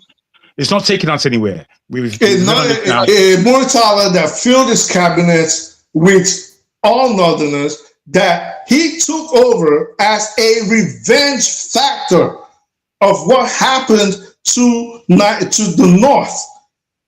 Removing Gowon was welcomed by the North because they were like, well, you know, you could have eliminated and wiped out the Igbo, but you didn't do that. So it's antecedent as a very brutal war general was welcomed like, yeah, we got one of our own there. You really think the North was pissed at Murtala? You need to read more about Nigerian history, sir. The people that matter were pissed because he retired 100,000 of them. So you might Enough of this. This is repetitive. We're That's it. Just like to argue, like the permanent secretaries didn't piss them off. But I don't know why you are so angry about this. It's a very, very simple thing. You are making it look like my point cannot stand with like if my point stand, it kills your point. I don't know. We are talking about it's not my point kills your point. We're talking what we started off talking about is support that we're talking about. If it went from what would happen if a foreign body invaded Nigeria, then it metamorphosed into you saying, well, you think Nigerians will stand up in support of a government if a foreign body, because it has happened in history. This was your position. It has happened in history where people will say, well, you killed the king, we want his son in charge. We're not welcoming the coup plotters. This is true. But my position was that it cannot happen in Nigeria because of how divided Nigeria is. I should have even said that to you. It evidently happened with Murtala Mohammed. How? Because the coup plotter didn't succeed. The coup plotter didn't succeed because the military repelled it, not the people. What are you talking about? Yeah, but the military could have decided to go the other way. Okay, coulda, woulda, shoulda. The bottom line is that's not what happened. What happened? The military are not the people now. So, see, my point is that the leader was strong enough, popular enough to maintain his this illegitimacy. That's his government. Let me ask you a question. My guy is gone. My guy. You see the conversation that we're having. Let me ask you a question. Say Bisala and Dimka succeeded on that day in '76. I think it was July. Say they succeeded and they overthrew the Supreme Military Council of Murtala Mohammed, and Bisala became president. Dimka became vice president, and all these other people. Do you think the Nigerian people would have stood up, stormed Dodon Barracks, and tried to kick out Bisala and Dimka? I'm not sure. The answer is the answer is no. The answer is no. Nigerians wouldn't have. They would have just gone along with it like every other coup that happened in Nigeria. So why did Nigerians resist the Edison Abiola's election when he was supposed to have won the council? He wasn't even a leader. Hold on, calm down. He wasn't even a leader yet. And yet they snatched it from him, something that Nigerian people supported, and they spent years agitating for that. Why did what parts of name 10 spots in Nigeria where that continued for over a year? 10 parts of Nigeria? Mm-hmm. That so-called agitation. Continue just in Lagos. Maybe not the southeast, maybe not the southeast, but most of the south that I know of, he carried on till Abacha's demise. Yo, let's not go something because this is how we're going to start arguing. It's going to start spiraling. Okay. First, we started with leaders. Now it's someone that supposedly won an election. It's not a controversial point. And sometimes when I make a human point, you say, no, Nigerians will not react like that. It's just a human point. If people love their leader, let's say Nigeria gets a good leader today that everybody loves, like everybody in the country loves the leader, and you go and remove that leader, God help you. For once, Nigeria saw it. Yeah, that is true, but I don't listen. This is my position. When I talk about issues like this, I notice that when I push back on this is what is on the ground issue now, everybody's saying, or whoever tried to argue back is saying, well, if this happens, and if that happens, and if this could have happened, but that is not what is happening. Yeah, maybe in 10 years, Nigerians might love their leaders, or maybe tomorrow, and say, we're prepared to die for our leader and motherland.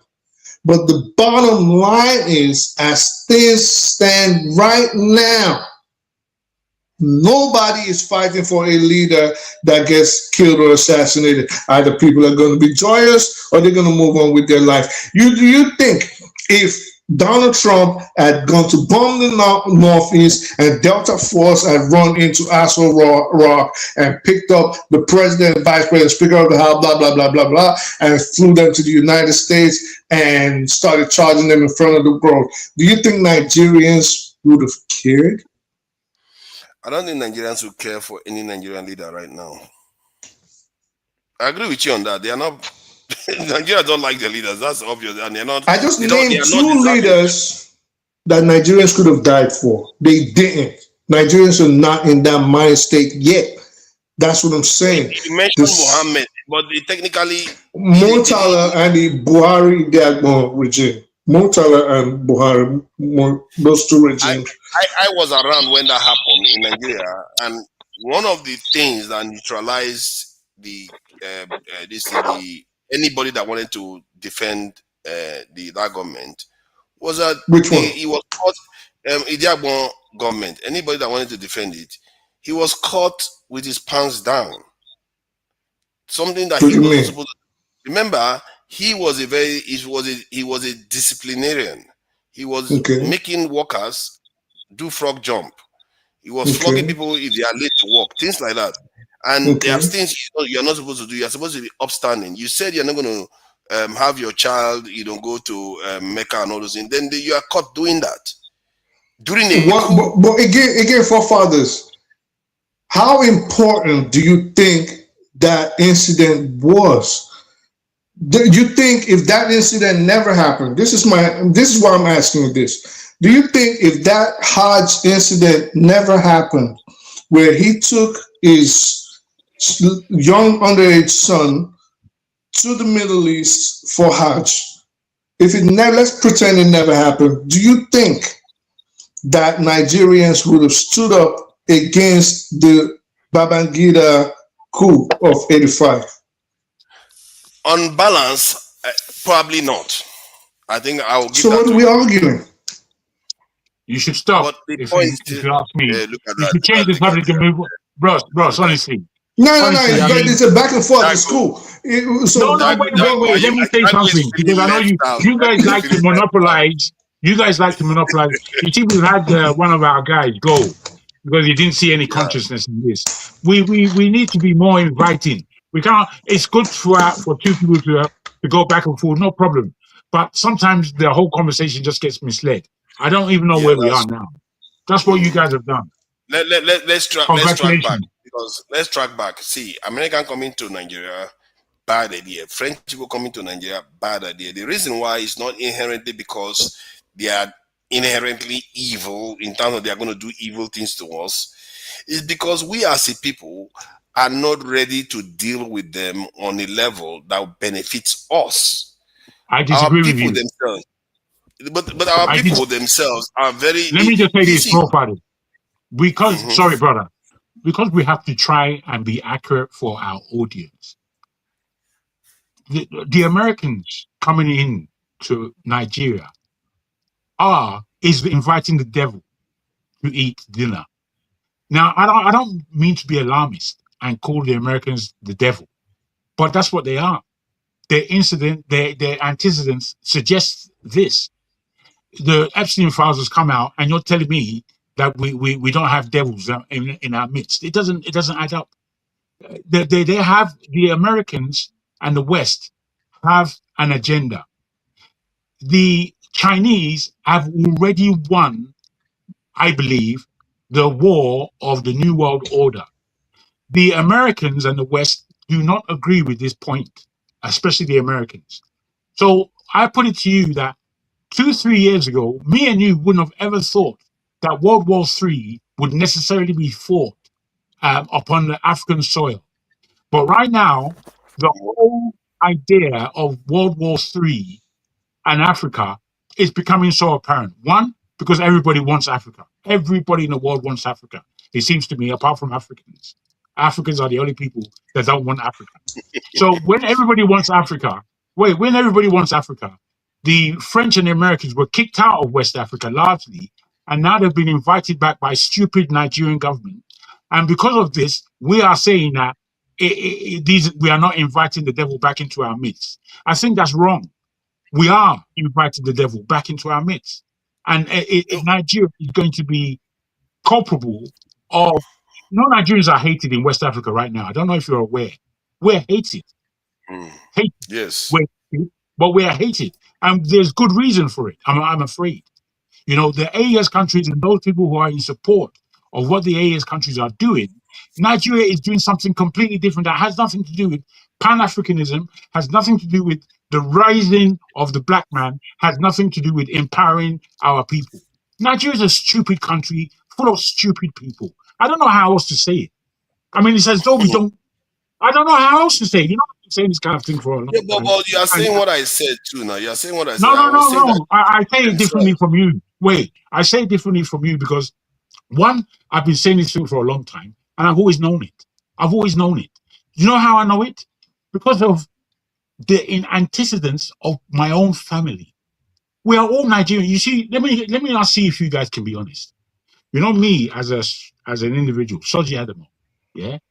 In my life, I have been failing in the same way Nigeria fails. I don't know if this means anything to you, but that's how I see myself.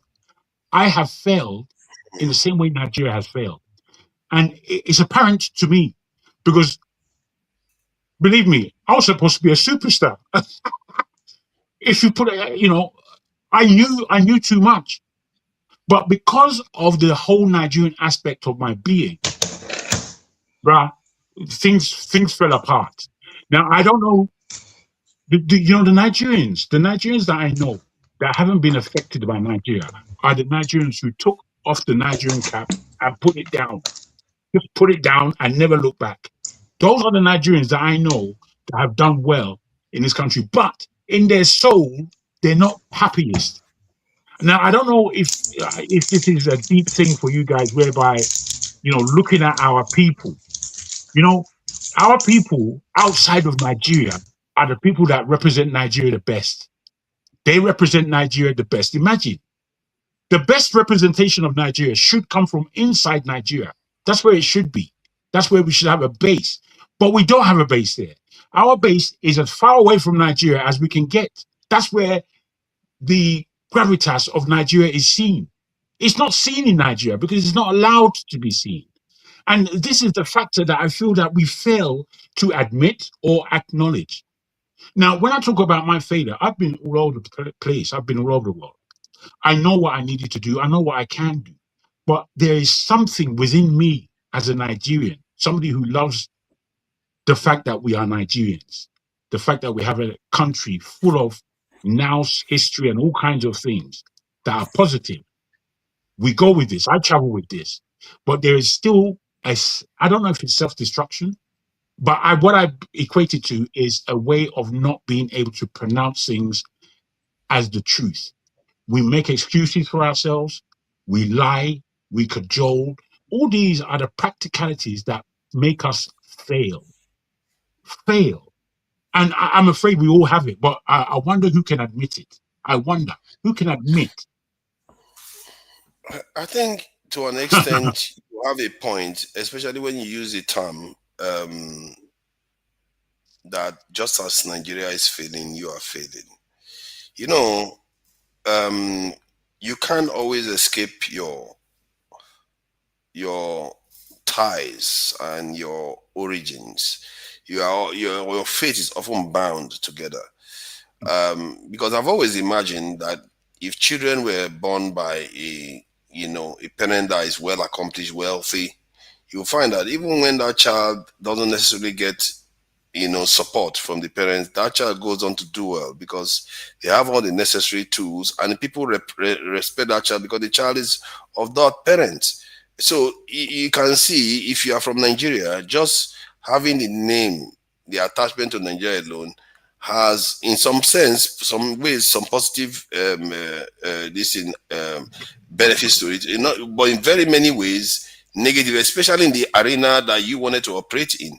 It can be very, very tedious in professional environments, in especially high level board level environment, because we don't have an ecosystem of Nigerians in that location. We've not conquered it, let's put it that way. This is why if you look at the Nobel Prize in physics and sciences, you barely see a black person, not to mention a Nigerian, in there. And if you look at when I should speak came to Nigeria and many parts of Africa, most of the technical stuff is not handled by black people. And even the drag racing that he was doing, it turns out the one he did in Angola was handled by a non-black person.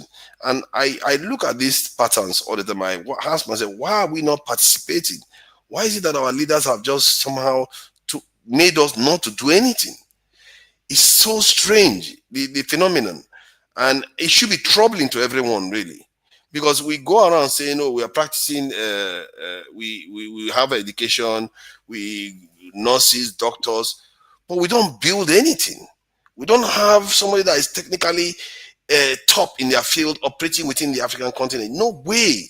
Not even close. Is somebody even close to the top in their field? We don't even have it. Somebody that shows up in a documentary and says, let's seek an expert. No. We don't have it. We can't even throw rubbish away properly in our country. We throw it on the side of the road. It's like, even if you look at the road, they will pave the road, then the side of the road is full of rubbish all over. It's like the entire system. Sometimes when I look at our leader, sometimes I get back to this state where I want to curse out all the elders I see. How did you people leave us like this? What kind of world did you create where the entire system is this way? How hard could they have been to work hard? Are you afraid of death? Because you are afraid of death, are you afraid you want to enjoy yourself so much? That's why we are now even suffering the consequences. And now we have American soldiers in our country. Maybe 20, 50 years ago, they would not have been able to do it. Now you're giving them the opportunity to do it. Because 50 years ago, there was the Soviet Union that was really, really opposing them. And if they wanted to have a footprint on physical presence in Africa, it may have been a problem for them. But now, look at us. We are now welcoming them because we don't have a choice. Whatever they do with us, they are free to do with us. Somebody is telling us that, oh, we can't do anything. No, we can do something. You see, we have now become, sorry, I'm coming. We have not been conditioned to believe that anything goes. Anybody can do anything to us. We can't say anything. We're just like slaves and here to serve other people. God forbid. I hope that's not what we are here for. Because that is basically asking for your end. And Jide, thank you for joining us. And what do you make of the conversation so far? I'm trying to take it easy because, if I talk too loud, the internet will cut. I have to be careful. What do you make of the conversation so far about everything you've had, really, from Epstein to soldiers in Nigeria? Yeah, thank you so much, Forefathers. Good to see you, man. I'm glad you're on ground, man. I'm glad. Good to see you. Good to see you too. I didn't see you last weekend, but yeah, I'm glad I'm seeing you now. Yeah, I've had a lot of things. You see, the Epstein file thing, you see, we probably all agree, or I assume we agree, that the powers that are running the world today, the powers that be, the elites of the world, particularly the people that are running a lot of these Western countries, a lot of them are compromised. They are compromised by their actions, by their political, by their history and all those things. That's why they are also they do what they are being told, by the people that sponsor them. Trump is sponsored by, so many factions, right?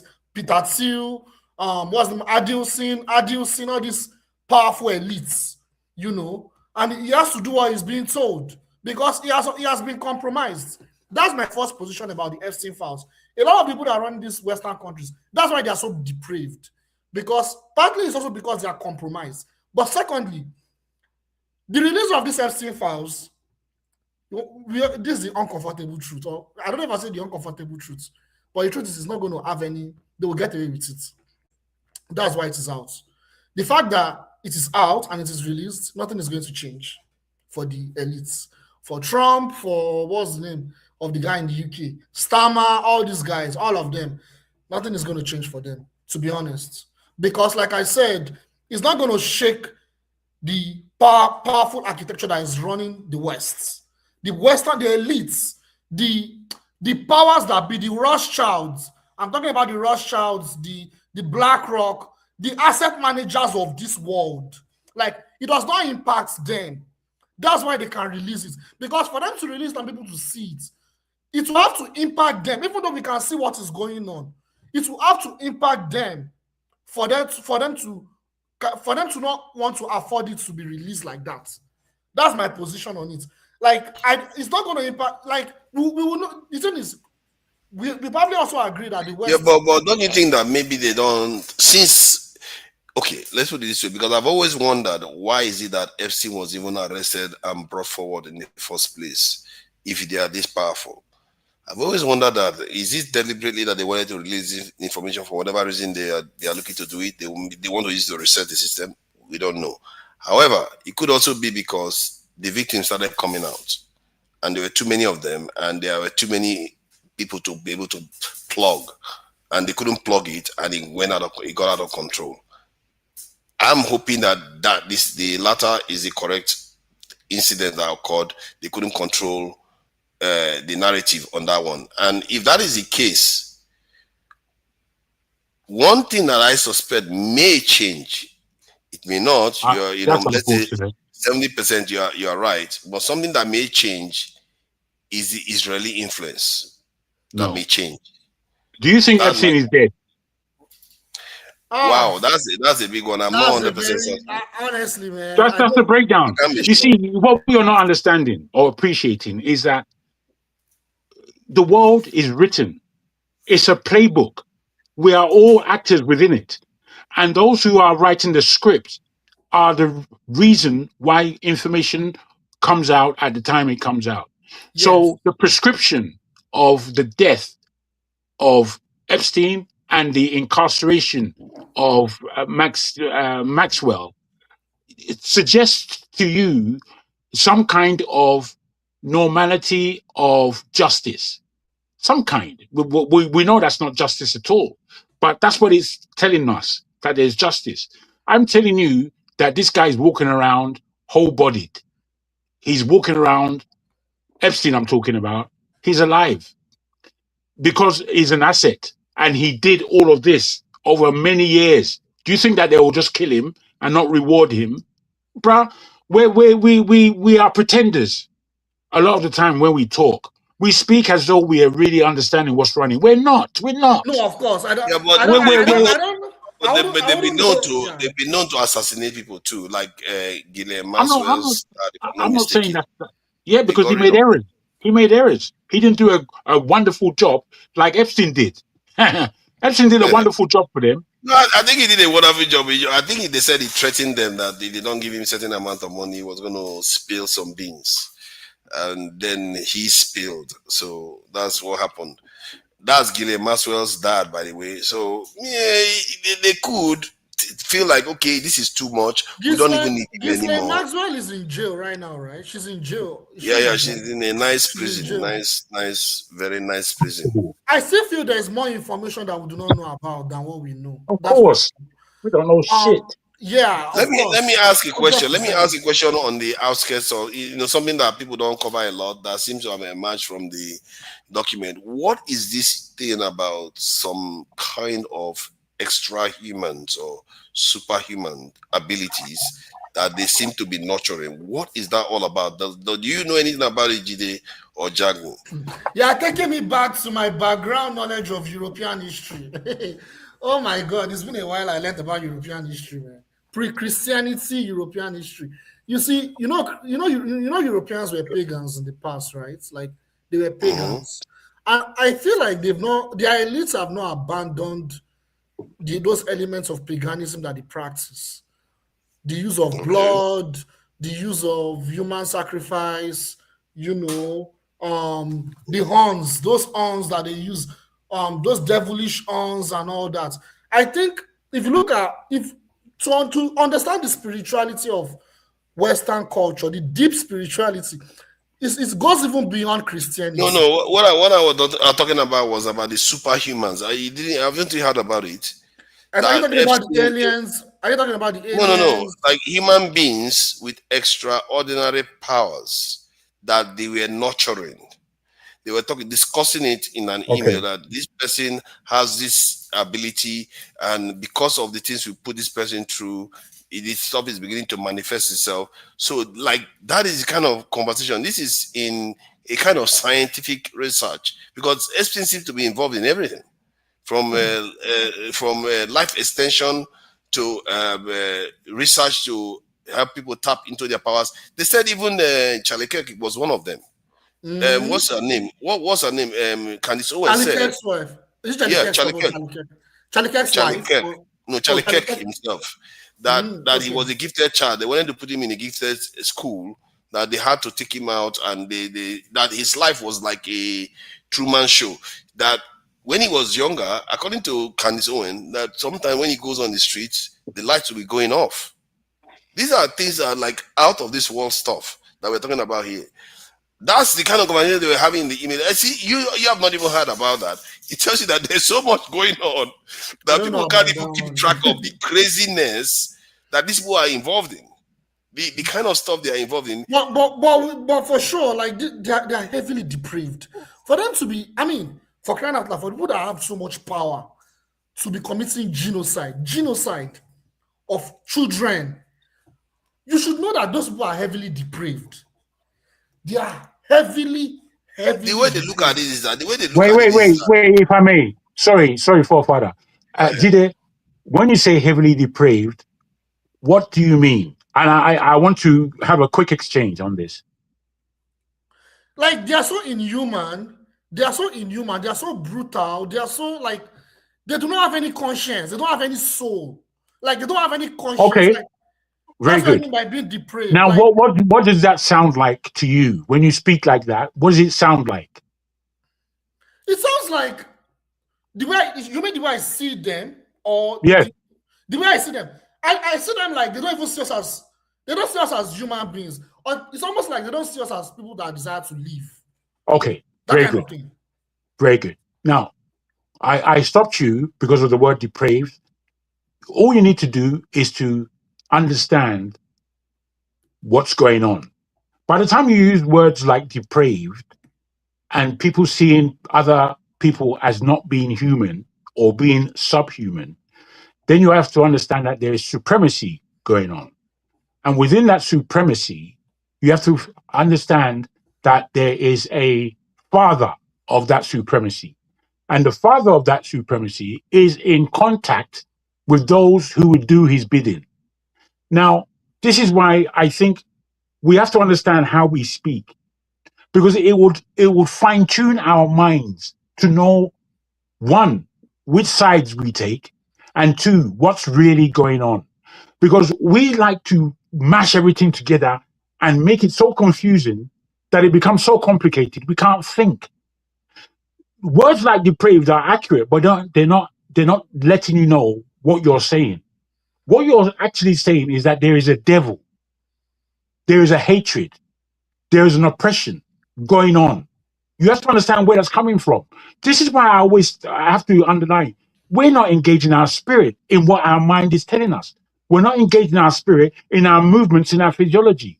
We're just speaking as though our mind and our physicality would say and tell us all. No, you need to engage your spirit to understand that when you use words like depraved, you are pointing a finger. Do you know where you're pointing that finger to?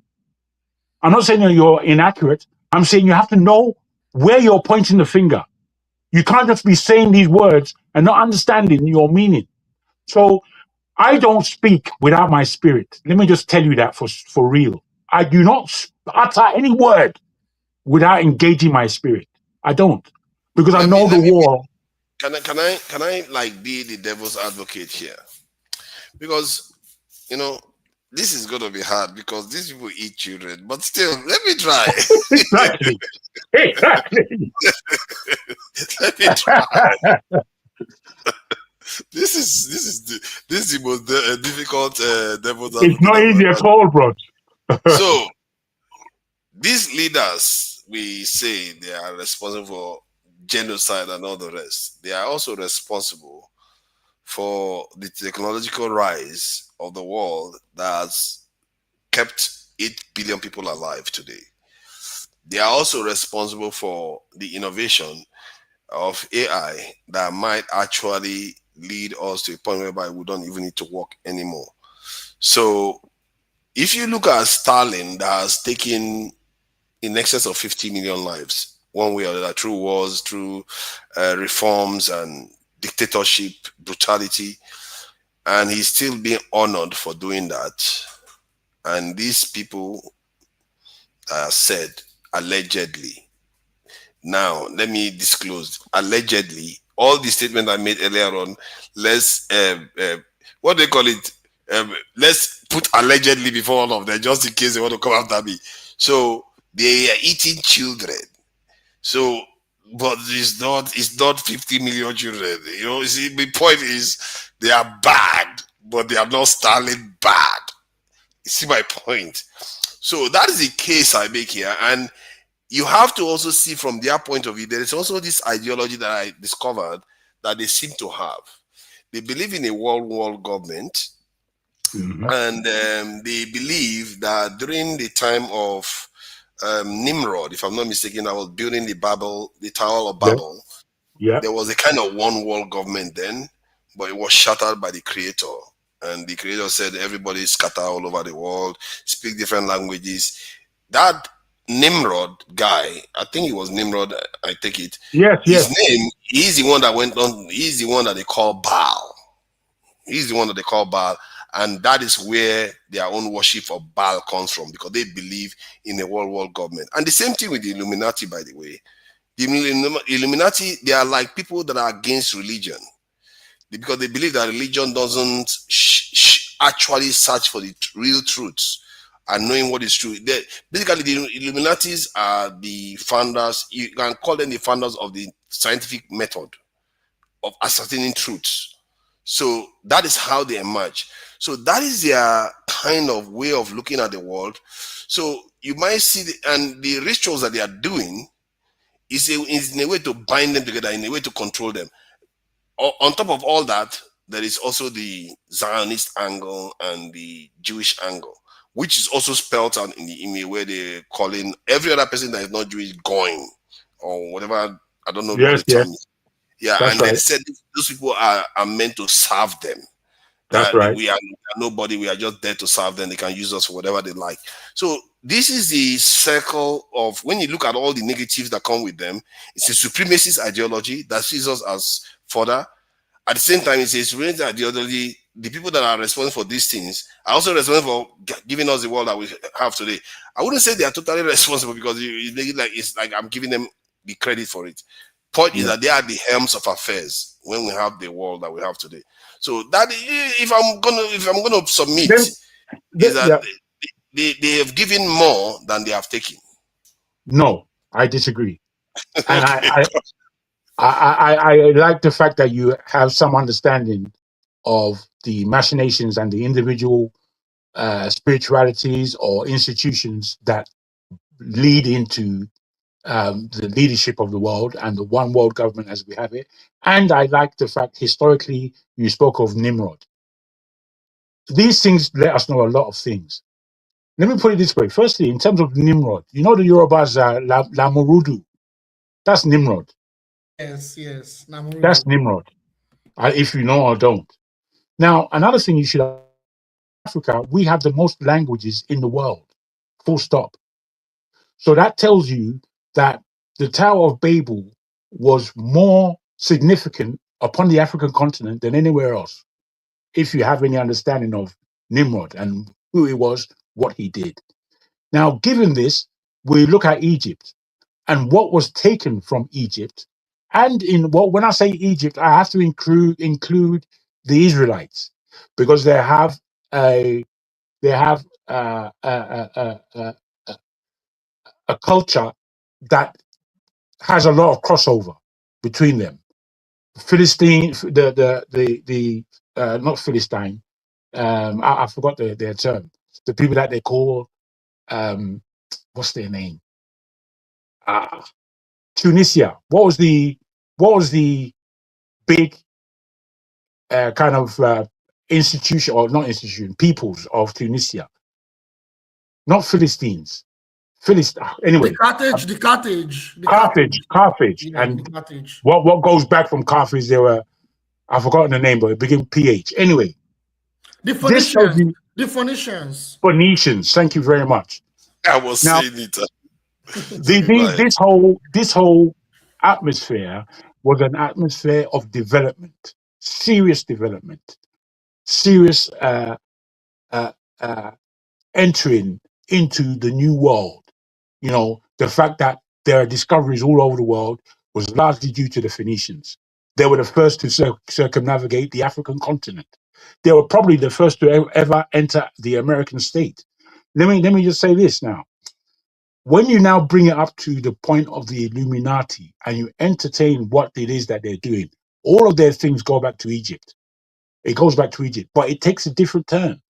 It takes a different turn. And that turn is what we call the European power base. The European power base now, at the end of Europe, it went on to the Europeans of the Americas, if you like. So now we have to understand that the power of the devil, it travels. And it travels towards who is running the planet. Whoever is running the planet, the devil is there, leading them.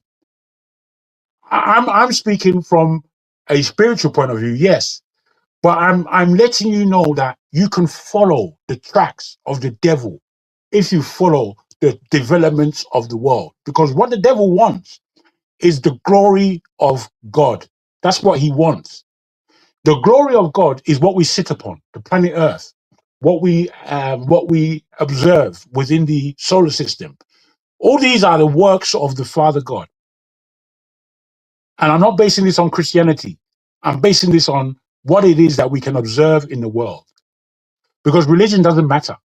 A lot of people are religious. They're just fooling themselves, as far as I'm concerned. It's only God and the devil that we need to have understanding of what's going on in this world. The fact that we pray 10 times a day and all that bullshit doesn't matter. What matters is how God is moving and how the devil is moving. And therefore, who amongst the human beings is following who.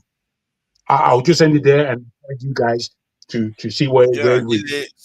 Jide, yeah, that's true. For a moment, I was beginning to think that you have now found Christ as your Lord and personal Savior. But you know, maybe it won't be a bad thing. There will be a day that might happen. Who knows? So, but Jide, what do you make of it? Because these people, is there a second, a different way of looking at them? Is that why people are not reacting the way you expected to react? Maybe they subconsciously we understand that they are evil, but Stalin was forgiven. He caused the death of millions. So what is going on here? When you say forgiven, what do you mean, sir? Yeah, he was forgiven in the sense that he's honored as a hero in his nation. Even if he caused the death of millions of people in that country. His endless legacy overshadowed some of the atrocities, yeah, was acclaimed for. But the thing is, this is very complicated. It's very, very complicated. You see, I don't want to go through a rabbit hole, but we need to understand that we in the West, particularly we that are in the US, even in Western Europe too, or Europe, we are going through a huge, heavy psychological warfare. And what I mean by psychological warfare, I'm talking about like the media, the information space, you know, the culture, the environment. All these things are used to bamboozle the regular people in the West. So they're going through a psychological warfare, and that psychological warfare, it comes in different forms. You know, like the distraction between the liberals and the conservatives, the fact that like we are entrenched in this capitalist system. It's very hard for a revolution to happen in the West. Unlike a country like Nigeria, where organically, if the people are willing, there can be a revolution in Nigeria. If the people are willing. Yeah, it's just more difficult because of the heavy psychological warfare that the people of the US or the West generally are facing. I do not know how to explain it, because psychological warfare is a huge term. The spirituality part of it, the spirituality side is part of it.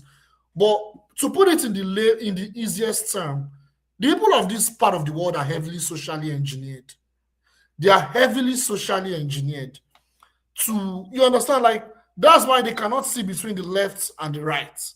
I'm talking about between the liberals and the conservatives. And at the same time, it's like they also entrenched this system that it's so difficult to get away from it. The high level of consumerism itself is just difficult to get away from it. The high level of consumerism is unmatched compared to other parts of the world. That's part of it. So it's just so complicated. Even the culture, the individualistic culture, so all these factors, it plays a role. Like, I'll give an example. Even Black people, they are the voice of oppression against oppression. The Black people in America, for crying out loud. How were they able to curb them? They were able to curb them through integration into the white liberal space or the Christian conservative space. They were able to absorb them. Now you have the FBA. The FBA is, I'm going into a rabbit hole here. But the point I'm making is the people of those countries, they are going through a huge psychological warfare that is so deep that I don't even want to go into. But you see, you are trying to say that that's the reason why they are not tearing their leaders up. Believe me, there will be a time that will come. I feel like America is in a crosshair. Just as they are putting other people in the crosshairs, they are in crosshair. And I don't understand why. That's why I disagree with this guy where he said we don't have a choice. We have a choice. We have a choice. I need to talk about it. Oh, I'm glad that you talk about that thing about. I'm glad you mentioned it. I don't know. Someone was talking about the fact that Nigeria as a country do not have a choice. They do not have alternative. That is bullshit. Excuse my language. We have many choices. We have multiple choices. It is our government that chose what? They chose to have alliance with US, Turkey, and all those Western NATO-backed countries that do not serve our interests. For crying out loud, the choice is there. The choice is there. There are some I think the way it looks at it is that if we do that, they will come and attack us, and it will be the end of the day. And it's because you are. I did say that our people are not ready to make this necessary sacrifice for it. But if you have a good leader, and Nigeria is a very, very fickle country. Yeah, in so many ways we don't have defensive infrastructure to fight any major conflict.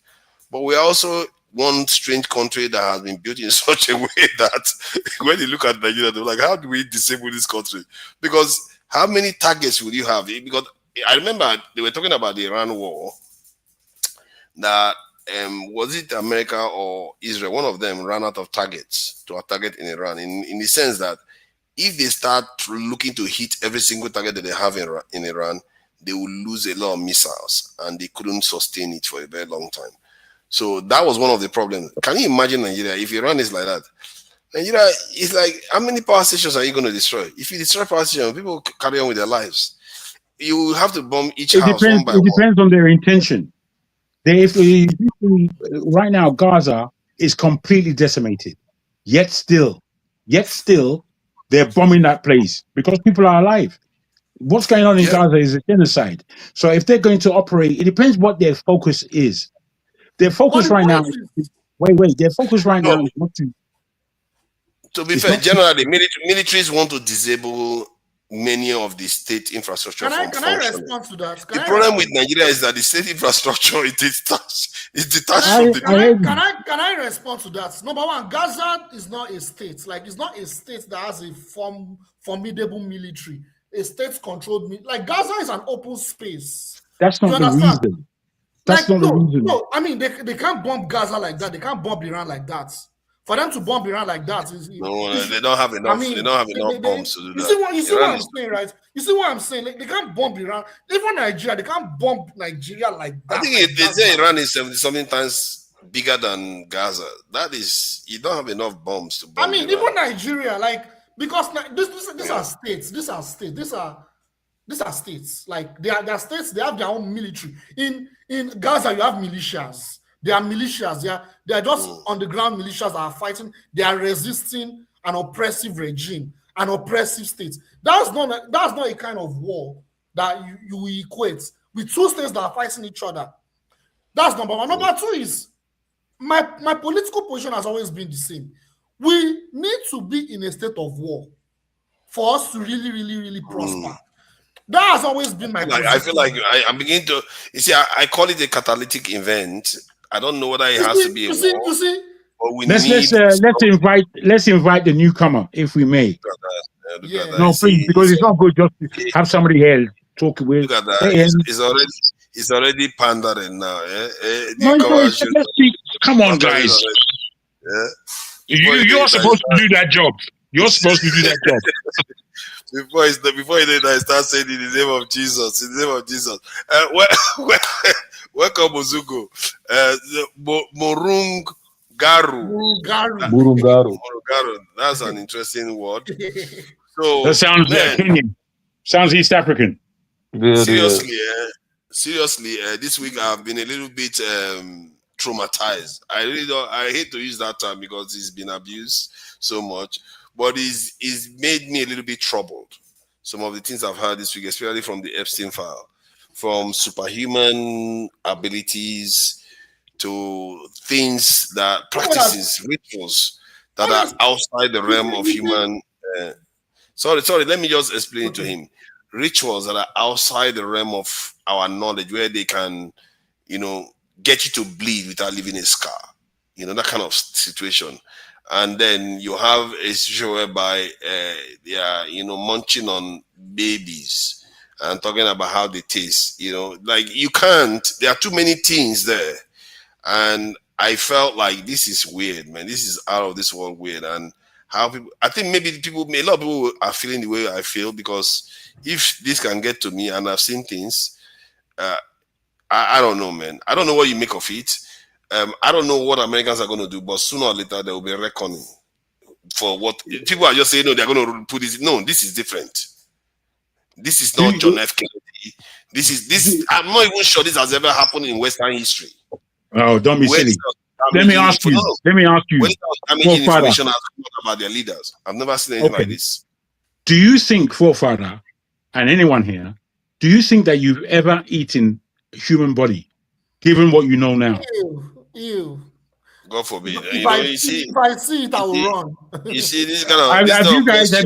Have you guys ever eaten McDonald's? You see, I know that's where he's going. I mean, he's got a point. We don't know what's in it, but I hope I haven't ate any human flesh before. Yeah, I hope not. We probably have eaten donkey for sure. Thinking that we are eating steak. So please go ahead. What do you make of this Epstein file dump, and how do you find it, and what do you think the ramifications are? Because including Africa, clearly a typical Nigerian wouldn't accept Nigerian currency for payment. A Nigerian minister in Nigeria wouldn't accept Nigerian currency. Man, you can't even make it up. Please go ahead. Yeah, it's deplorable, their behavior. I mean, the thing is, bro, the propaganda that they put out to the world to whitewash their image, because majority of the world thinks, I mean, the average citizen thinks they're not as evil as they are. Like, they're going around kidnapping people's children. What they did in Haiti, the Clintons and all of that, taking them to the Epstein Island, like it's just disgusting.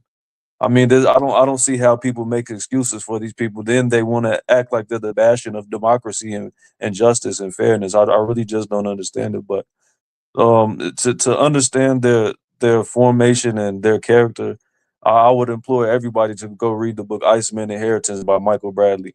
That gives a great summary or theory of how they act the way they do, how they were formulated from their ecosystem.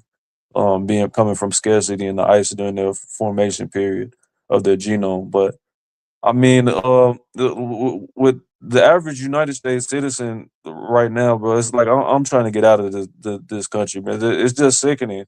These people are okay with the stuff that's going on. They justify the evil doings that the United States goes around the world perpetrating. And to me, it's just I don't care what standard of living that I've been provided with through the country. There's no justifying it. I can't sleep with myself at night knowing that I fund a country that goes around doing this stuff. So I got my exit plan. I'm getting out as soon as possible. Wow. Yeah, I think it's one life we have, and sometimes it's worth living it with what your principles are by, because sometimes people sacrifice too much for comfort. But has there been any time in history such sordid, grisly information has emerged about their Yes, leadership? brother. Again, Okay, wait. Take your time. Take your time. Anytime any empire is coming to an end, it enters into a climate of depravity. And that depravity would include all the kind of good mannerisms that we believe belong to humanity. So their sexuality, what they eat, how they conduct themselves, all these things begin to fail and fall. Right now, we are seeing President Trump marauding and forgetting any international laws. This is the beginning of an end of any cultural empire. That's what it suggests. That's what it is. So we have to understand that this is not the first time. This is not the first time. What we have Yeah, to but do you know of any first time there was any time even? Because I know about the French Revolution, but I thought it was let them eat cake that triggered people to lose it. But which one is this sordid? This is like eating babies. But Well, you're not understanding. You're not understanding. them, though. You're just being shocked, which is fair enough. I understand the shock. Wait. I'm just trying to get you to give us an example like this. I agree with your point, by the way. So I'm just talking about the specific grisliness of the, with the certain fraternities that they have. Sorry, my brother. I beg your pardon. Thank you, sir. The other day, I was eating a Jamaican patty, and it wasn't from a Jamaican restaurant. It was from around the corner, and it was the patty was made by Indians. So as I was eating it, and these Epstein file news was coming on, I opened the patty. And I looked at it, bruh. And I thought to myself, I don't know what the fuck I'm eating. I have no idea what I'm eating. It tastes all right, but I don't know what's in here. I have no idea. So any of us that believe that we haven't engaged in the eating of human flesh, we may very well be fooling ourselves. We may very well, because they're giving it to the world. And it's happening on many levels, and it's an industry.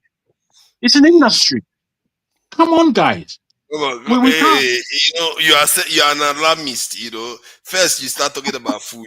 Don't be talking about food when we're talking about baby eating. You are ruining food for me. Don't do that. Now you are saying we too have eaten it. You are trying to drag us into this craziness that has been going on. So see, personally, I keep saying it. America is gonna go through something. And China, but forefathers, rubbing their hands. Sorry to interrupt. Do you notice that all the people that we see as enemies, that they wanted us to be our enemies, that they pointed their finger and said, "These are our enemies. You run away from them." People of those countries, do you notice that none of them were in the Epstein files? None of them. Is it Putin? Is it Kim Jong-un? Is it Xi Jinping? Tell me any of them. Tell me. None of them were in the Epstein files. None of them. You will not find the Ayatollah there. That would be even Ayatollah, nothing. Imagine they find the Ayatollah there. He was going on Epstein Island. Everything is connected. That would be crazy. Imagine if the Ayatollah went to Epstein Island. That would be crazy. But you could say UAE monarch all those, I think the UAE prince, he was there. Yes, Saudi Arabia prince, all these people, they were there.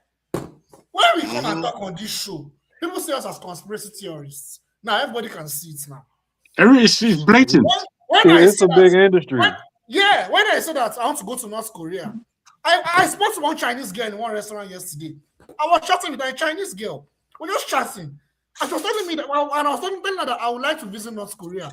And she was encouraging me to visit North Korea. That's a very beautiful place. I should visit Pyongyang. One place, Pyongyang. I don't know how to pronounce Pyongyang. The place is so beautiful. There's a part in China. That if you go there, there's a part of China that if you go there, you can see some parts of North Korea, how beautiful it is. So we're just just, and I was like, you can never see this on CNN. They will show you that Kim Jong-un is cutting somebody's head. Or man. Yeah, but let me share this because I think there is something about this phenomenon that may be actually not necessarily only Western based. Maybe even North Koreans are doing this. Maybe even this thing, Nigerian leaders. Oh no, Nigerian leaders look like human eaters already. This is allegedly. I'm not saying this for real, especially that I'm in Nigeria. I'm not saying they eat human beings. But point is that they could, because given their antics, it's really horrible. But let me share this video about, just indulge this professor. I think Jide knows about him already. He was describing some of the phenomenon that is responsible for creating this type of situation. Okay, so these are examples of how you get people to coordinate together. The problem is that these are all obvious to people, which forces them to do the same thing. Okay? But there's a strategy that you can use that allows you to coordinate secretly and defeat all your enemies. And this strategy is called transgression.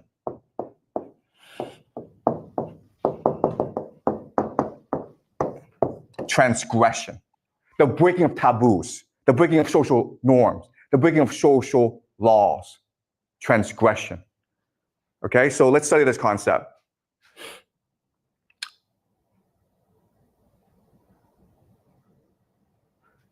All right, so the idea is that, the theory is that the greater you transgress, okay? This is the level of transgression. The greater your cohesion, which leads to synchronicity. Okay, that's a theory I want to propose to you. All right? So transgression, I mean, it's a very simple idea. You're breaking the rules, right? You're cheating. And therefore, everyone wants to put you in prison. Which means that the only way that you can survive is if you keep the secret among your group, right? Which forces cohesion. Does that make sense? All right? And we see this in all aspects of society, right? So the most basic form of transgression is just joking or pranking, right? So for example, you guys, 6 of you, decide, you know what, we're gonna play a joke on the school. We're going to cover all the rooms with toilet paper. It's a joke, it's a prank. But obviously, you don't wanna get caught because the school will punish you. And this joke and this prank will make you more cohesive, right? Because now you have a secret amongst yourself. And if anyone betrays you, you're all screwed, right? Does that make sense? That's the logic. The other thing that's really interesting is that when you transgress, when you break a taboo, you feel empowered. You feel liberated. And it becomes addictive. Right? You fill the school with toilet paper. You're like, that was a lot of fun. Why was it fun? Because you broke the rules. You feel I'm more powerful than my teacher. So you keep on doing more and more of this stuff, right? Then you may be like, hey, let's go to the store and steal a candy. That candy may cost $1, nothing, right? But you try it and you are terrified. You're seized by doubt. You're seized by fear. Sorry, so this is the sound that tells us that we should go on break. But again, we don't go on break in this class. Okay, so I apologize. We're not taking a break. We keep on going. Okay, but that's what the sound is. Okay, so you're terrified because your mother, your teachers, everyone told you stealing is bad, right? But when you actually go and do it, how do you feel? You feel energized.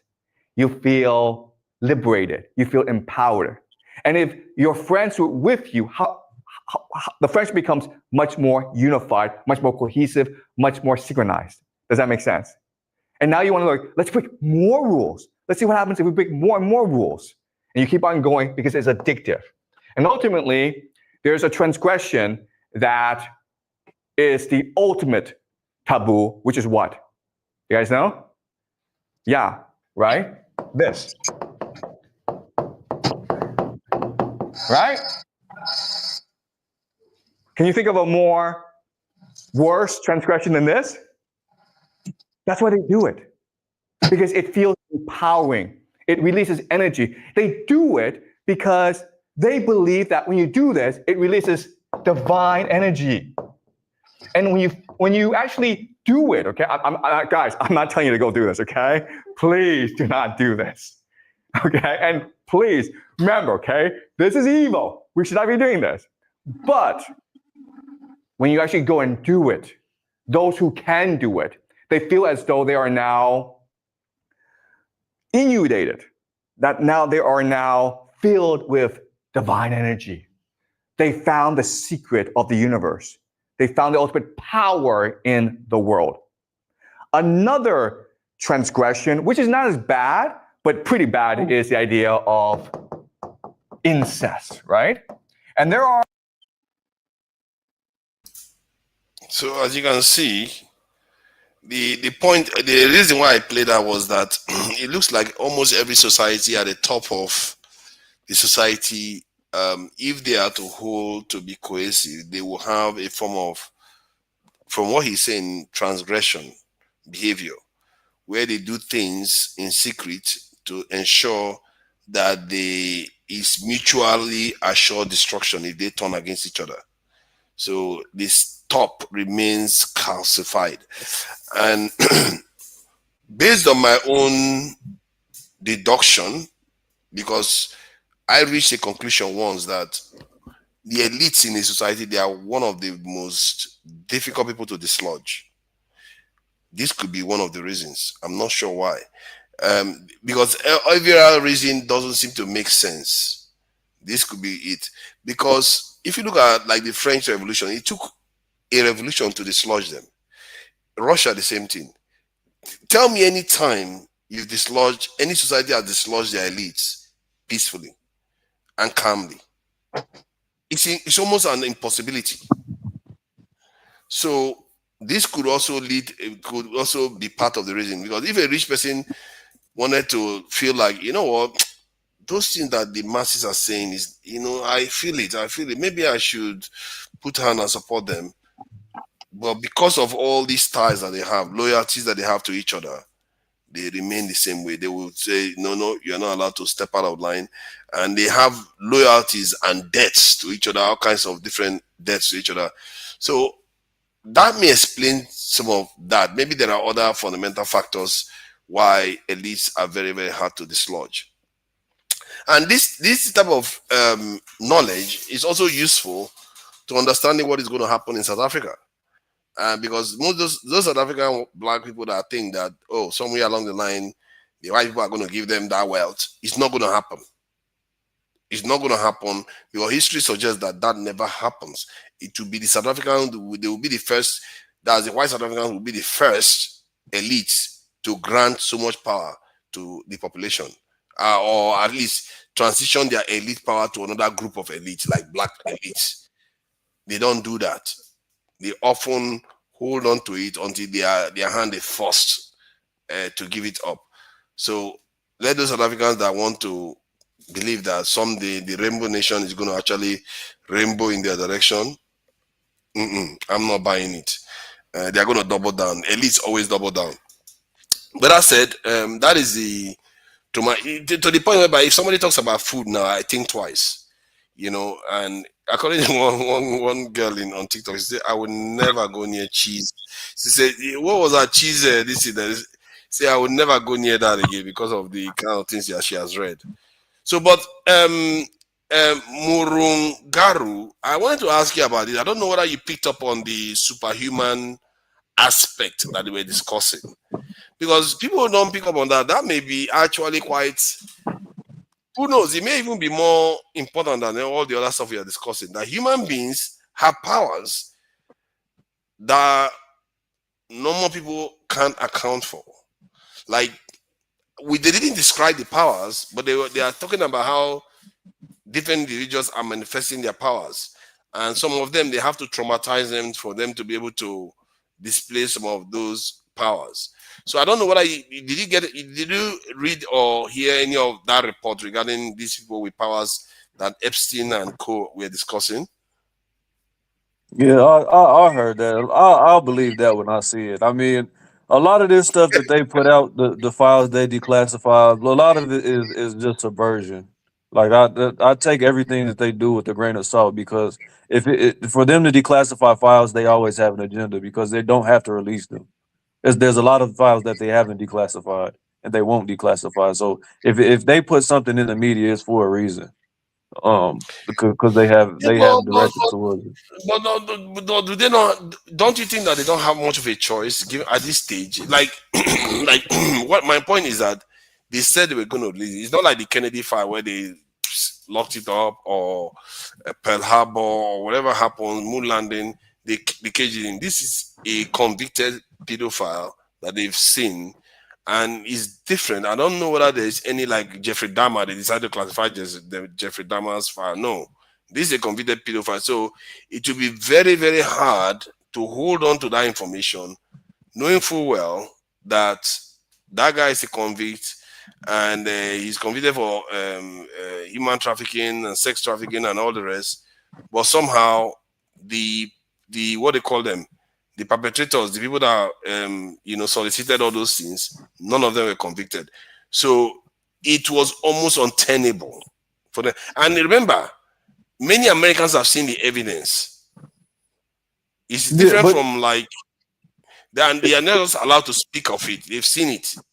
But it's not the first time. Like if you go look at more CIA files, they had what's an initiative that it was trying to find like people that have telepathy, and then they had a file that they were actually gaining headway, but then some years later the file it was shown that the study was inconclusive, and that the people didn't have any type of power or telepathy. So to me, bro, when it comes to them disseminating information, you got to take it with a grain of salt. I don't believe that humans have the capability to have any superpowers. I'll believe that when I see it. Like I said, I don't think that's yeah.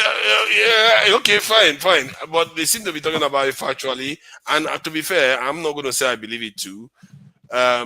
Recently, though, there was this report that said that human beings have quite a lot of senses that we know of. We think we have 5, but in reality, there are about 30-something different senses that we have. I know scientists have discovered that some human beings can tell where there is a source of food.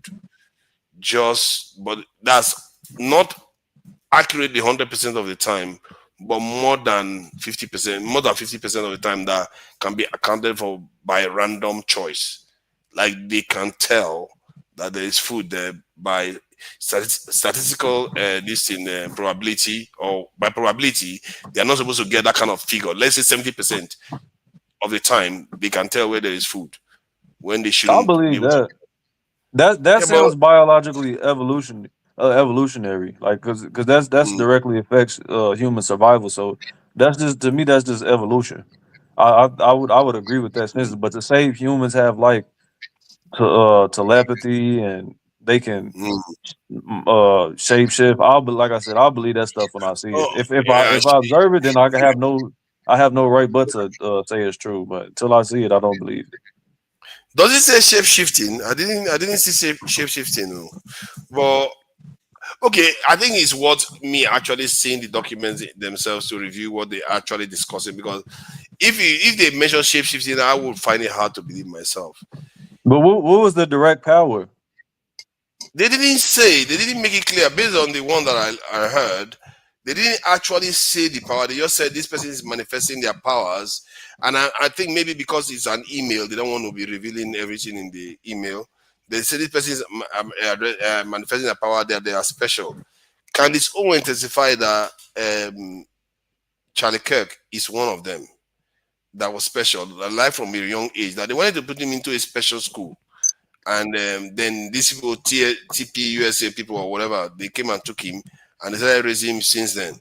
And that sometimes, according to how, I don't know whether it's real, that sometimes when he's walking on the street, the lights will be going off. So all this stuff is just words. Is she trying to insinuate that he was making the lights go off based on him walking? No, she doesn't know. She doesn't know. She says his life is a Truman show. So I don't know whether she knows for sure, but she just says that is a phenomenon that she has either heard of or seen Charlie Kirk be responsible for, or at least when he was there, such things happened. Whether he didn't do it consciously. If he was based on his intellect, based on the intellect that he displayed during his videos, I would be hard pressed to say he has any supernatural powers. For me, I'll say he has less than supernatural powers. I love what Murugaru said. Intellect, to be fair, intellect doesn't tell you anything about supernatural power. The question you have to ask is, why did they want to put him into a special school? No. It could all be coded language, though, as far as special powers are concerned. To me, it's just it would be hard for me to believe that someone like Charlie Kirk has anything special about them. I'm sorry, he's as mundane as it gets, in my opinion. He just got a platform. Very well said. Very well said. No, you see, my brother, have to be careful. Yes. Oh, of course. You see, guys. If it was Elon Musk or someone, I could. Even him. I wouldn't think he has superpowers either. But I mean, it would be plausible because he has an intellect and he does things that are not mundane. Charlie Kirk is he's a mundane individual in my opinion. He says nothing profound and he does nothing profound in my opinion, or when he was alive. But that's just my subjective opinion. You see, the thing is, if I may, hi. Very sharp and clever, though.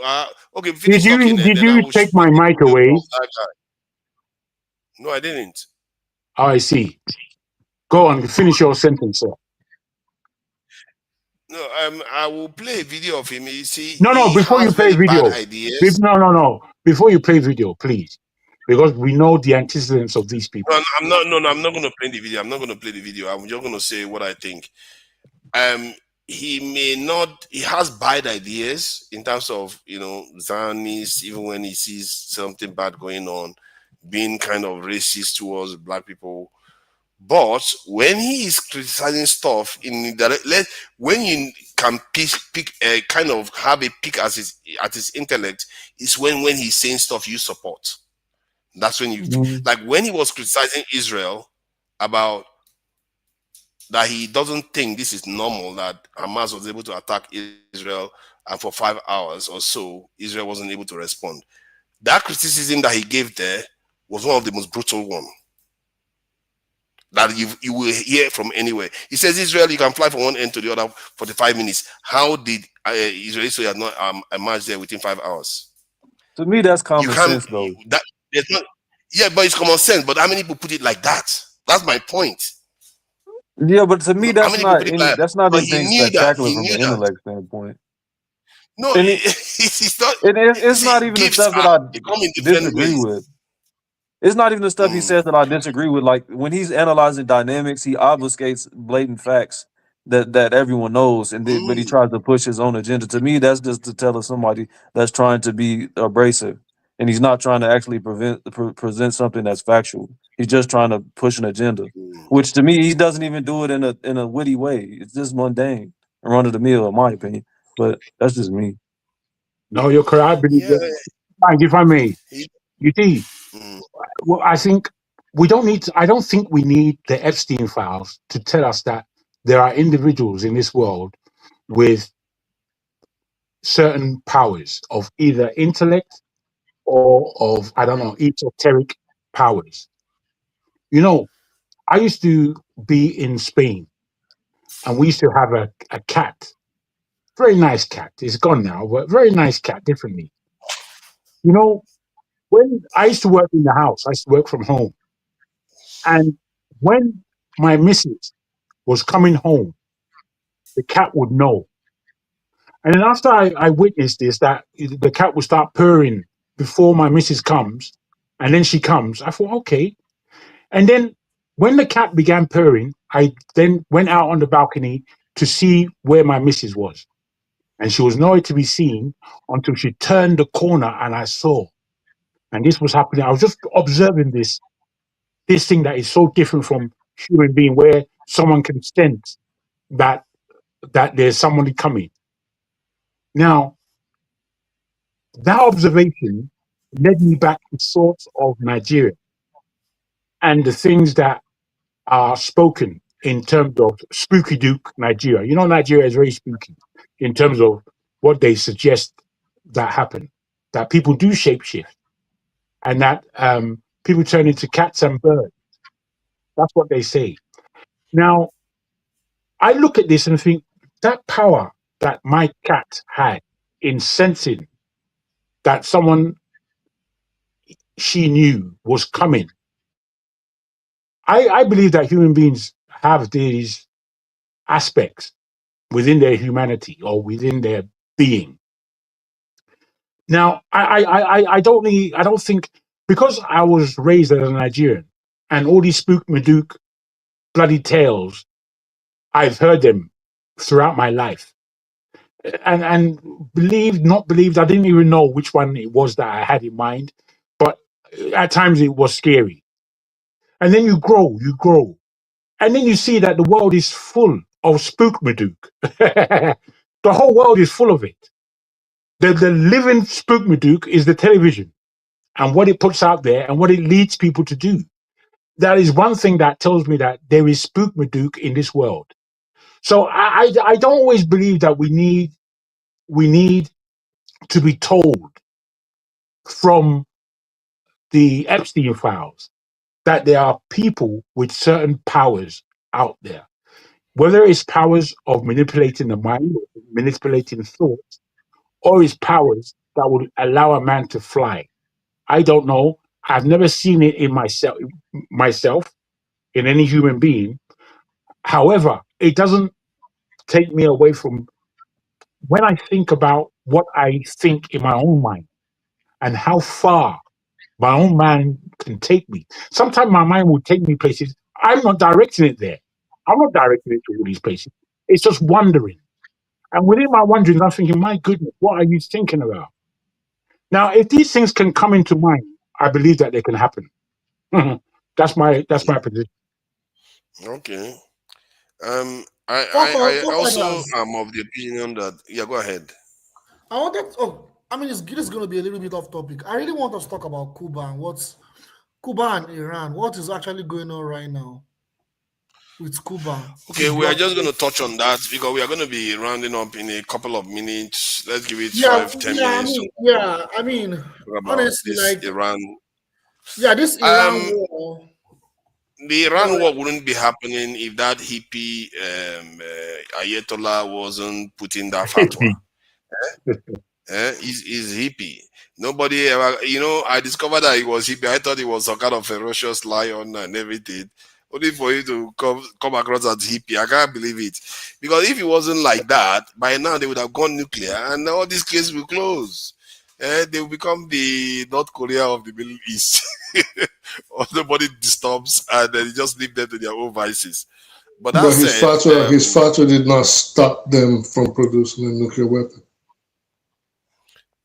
He says they should not do it. That's a fatwa. No, that's not my point. No, that's not. I didn't say it wasn't his fatwa. I said his fatwa did not stop Iran from achieving the nuclear weapon. So regardless of the fatwa, Iran has still, regardless of the fatwa, I'm trying to say there has been no effect on whether the fatwa it stopped Iran from having a nuclear weapon. He made a fatwa, fine. Yes, true. But this is my point. other factors, for example, the sanctions, the constant bombings, the damage of the Iranian economy have done more to stop Iran from achieving its aim of being a nuclear power than the fatwa. The fatwa did not stop Iran from enriching uranium. It didn't. So I don't know why this show keeps bringing up the fatwa. Enriching uranium is not nuclear weapons. The nuclear I know weapon that. part is yeah, exactly. That's my point. He has, because even they can reach to 99%, but they will not use it to build bomb. So because of that fatwa, as long as the fatwa is there, the fatwa did not stop it. Why the do you keep fatwa saying didn't. You are talking as if they have nuclear weapons now. Well, we don't even know that. But all I'm saying is, if Iran has always wanted a nuclear weapon, regardless of the fatwa, so what? But the fatwa did not preclude. I believe that the fatwa is the reason why they don't have it. And I believe it's not. Because if Iran, they say based on their theological beliefs, they cannot produce nuclear weapons. Based on the fatwa, we're saying the same thing. But I'm saying Iran still wants its hands on a nuclear weapon, regardless of whatever fatwa was put out by the Ayatollah or Ahmadinejani statements to the IAEA or the United Nations. It doesn't matter. Iran today wants a nuclear weapon. If Iran had its hand on nuclear technology right now, or had its hands on technology that could place bombs on a warhead that could travel intercontinentally or even 5,000 miles away, you think Iran would say, well, the Ayatollah made a fatwa, we don't want the bomb? You think that's what's going to happen? I'm beginning to believe that. The reason why I'm beginning to believe that is because they've had enough time compared to all the other people that went nuclear to figure out a way, even when they are being sanctioned. It's not only them that were sanctioned, including Pakistan and North Korea. They were all sanctioned and they went down. Do you understand how Pakistan got its nuclear weapon? Yeah, I know about that. Let me just explain something to you about the Ayatollah's this thing. My belief is that if the Ayatollah sticks to that position and the top brasses, the IRGC, I don't know what they are called, they fear that, that this stuff is going to kill them, they might overthrow him and go nuclear themselves. Oh my God, what are you talking about? I don't know whether they could. I feel like they could. If they feel like America is going to destroy them or Israel is going to destroy them, and this guy is just insisting that they should not go nuclear, because it will be hard for them to go nuclear weapon when because remember, he's a religious leader.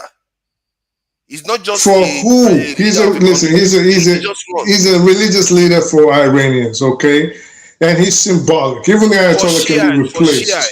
For Shia, it's okay. He's even symbolic. All right. So if the IRGC, what the Iranian government has known since '79 is that it is living second to second. The Iranian government has always known that if Israel and the West had the slightest opportunity, they would destroy them, erase them from the face of the earth. So, therefore, they have always been in the position that their survival the next second was not guaranteed. This has always been their position. So it is not now that they'll say, well, we don't know if we're going to get blown up, so we need to. No, they always needed this thing because the end goal from '79 till now, and even if, let me say one thing right now, even if it wasn't the Iranian, the Islamic government in charge right now, even if it wasn't, the goal of Zionism has always been to destroy Iran. It doesn't matter who was there. It could have been the Shah. It could have been Bob Marley. Where we are at right now is where we will still have been at. So the goal has always been to destroy anybody that could be a force in the Middle East and challenge Israel's power in that region. In terms of challenging Israel's power, I can understand Israel wanting to dominate the region. I'm not sure I'm going to disagree with you on that. But the area we have a little bit of difference is about this nuclear technology in Iran. I reiterated my point. If he carries on the way he's carrying on, if you hear that there is a coup in Iran, don't assume it's going to be for Western powers. I'll be watching the coup plotter and thinking, why did they do this? Because that leader is a leader of all Shiites.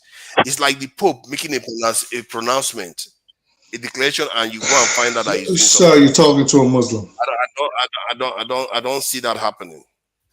So to also clarify, if there will be a coup in Iran, it's gonna be the Revolutionary Guard itself, not even the internal. Internal, yeah. It's not even gonna be like that's my suspicion. And it's gonna be for the reason that guy is endangering them all their lives. That but it's not okay. If Iran, if it was the fatwa, right? Because we're going back to the fatwa issue. And that is just the official statement. But if it was the fatwa, how come Iran has a nuclear enrichment facility in the middle of the desert that Donald Trump supposedly obliterated a few months ago? Why are they enriching uranium in secret? Why do they have all these underground facilities with Russian workers? Why is Israel adamant on eliminating Iran's top nuclear scientists? Because they want to produce electricity or because they want to use them for medical research? No, it's because Iran is actively looking for a way to have nuclear weapons. Forget about whatever statements they make out there. If Iran, every nation in the Middle East today needs nuclear weapons. The Saudis want it. They have it on the tip of their fingers. They just say, if we are in trouble, we call it Pakistan. If Iran gets it, we call it Pakistan. So the major powers in the Middle East, Israel has approximately 90 to 400 warheads. We don't know. Iran wants it. Saudi Arabia is going to get it if one more person gets it, namely Iran. And Iran, let's not be shocked if Iran comes out tomorrow and say they have it. Don't be shocked. Don't be shocked. Don't be shocked for 1 second. The only part that will shock me is that the Ayatollah will lose some face because, Ayatollah will lose face to who? You? Yeah, to his followers now. I thought they were. What are you even talking about? Come on, let's move this conversation on. What do you mean? What am I talking about? You are a Muslim and you don't seem to understand that he's a religious leader. I don't seem to understand. I seem to understand that he's not going to lose face. If Iran comes out with a nuclear weapon right now, Shiites all over the world are going to be happy. Matter of fact, even non-Shiites are going to be happy. Yes, I mean, yeah. In addition to that, what I'm thinking may happen is when they have nuclear weapons, they will keep it secret. So there's a possibility that maybe they have it, but it is in secret. And they have to keep it secret, so not only for their own sake, for the sake that if they reveal it, Saudi Arabia will go nuclear, Egypt will want to go nuclear, Turkey will want to go nuclear. So for that reason, they could keep it secret. And I also think maybe that is the reason for the fatwa in the first place. Not necessarily because he didn't have the ambition, but he knows the consequence of doing that will cascade into the other Middle Eastern states too. But we don't know. All this is speculation. But I truly believe that guy is the reason, because if you have been attacked from 1979, you said it yourself that they are living from second to second. You would think that fatwa wouldn't be there. They would want to do everything. You would think that a better way to get the world on your side and the IAEA off your back and the United Nations on your back and every other nuclear proliferation inspection committees on your side will be to say, officially, we don't want a nuclear weapon. Just like officially, Israel has no nuclear weapon. I don't think, I think you're paying too much attention to wordplay. Anybody can say anything. No, you can say that, but you don't have to pass a fatwa. That's my point. You can say that. You don't have to pay fatwa. Why not? Because fatwa has implication that it's a religious kind of statement. No, now come on. No, but that would make it more believable, though. Yeah, to the outside looking from the outside looking in. Exactly, it's a religious oath to make it believable. But in other words, if you are found to be lying, it's going to undermine the very top of the religion for lying. Based on it's going to undermine what religion? What are you even talking about, bro? Yeah, but to your point, I mean, if they get the weapon, all is going to be forgiven, like that at the end of the day. So even if he goes against the fatwa, if they have the nuclear arsenal, if they end up getting a nuclear arsenal, then that all will be forgiven because that's their survival based upon a religious decree. So they don't care, bro. Right now they are on the precipice of extinction. If the United States and Israel succeed in their aims right now, Iran will cease to exist. A civilization that has been in existence for tens of thousands of years is going to be broken down into pieces. This is what America wants. This is what Benjamin Netanyahu, Miriam Adelson, and the rest of these crazy Zionists want right now. So what is a fatwa when our existence is in peril? They need that nuclear weapon. Sometimes the way you talk, sometimes I really wish you couch it in the way many nations behave that are going nuclear. A nation that wants to go nuclear, their attitude, all they want to do, okay, let me qualify it. All the nations that I've seen so far, study their history that went nuclear, their attitude, this is not their attitude. Their attitude. They are going headlong towards it. Their job is stop us if you can. That's bro. Hold on, everybody. All right, go ahead. Sorry. Bubre, I just want to tell you, to be honest, Father is right. There was a very strong fatwa in Iran not to create nuclear weapons. This is a fact. We know this. I'm saying it has no implication in reality. If we're being realistic, right? We all agree there was a fatwa. I'm saying he's saying that is the main reason they never created the nuclear weapon. That's the reason. Initially, yes. And also, the secret services that have investigated Iran have said there's no sign they are looking to go in that direction. That's what made me call him a hippie. We all agree on that. The IAEA has not found any violations on the part of Iran. US intelligence hasn't either. The only people making a brouhaha are the Israelis, sometimes MI6, which for all we know, considering Libya and Iraq, they could be giving out false information, more likely than not. But that is not my position. My position is that the fatwa is not the precluding factor of Iran getting a nuclear weapon.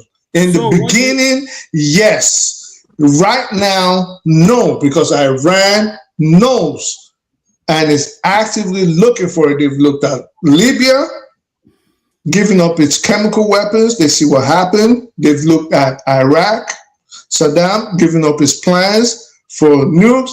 What happened to him? Now they're looking at themselves and seeing what is happening to them because they do not have that deterrent factor, which is the nukes. And the Ayatollah's fatwa is not the reason why they are not building. They want it They need Okay, it. what is the reason? And if What they is the could get reason it, why?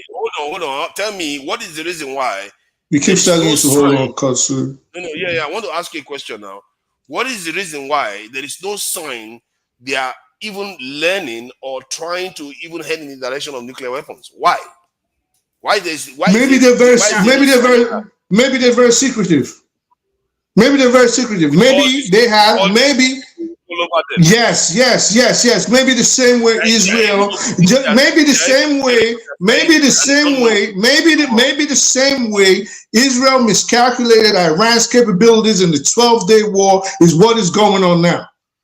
What about that? You don't know that. We don't know that. So, but to think that the people in Iran right now in Tehran are sitting down, relax and say, yeah, let's just obey fatwa, even though these people are sanctioning us to death, even though they at will they kill our scientists, at will they kill our top generals, at will they bomb us, at will they destabilize our society, knowing that if we had this bomb right now, they're not coming close to us. You think a fatwa is stopping them? Man, drink some milk, bro. Because I've told you before, all the countries that I've seen that have gone nuclear, their attitude is catch us if you can, stop us if you can. That's the attitude. Israel did the same thing, China did the same thing, Pakistan did the same thing, India did the same. North Korea did the same. They don't care. Once you get to a point whereby you feel like you need to go nuclear, you don't care anymore. No, but why do you always bring up?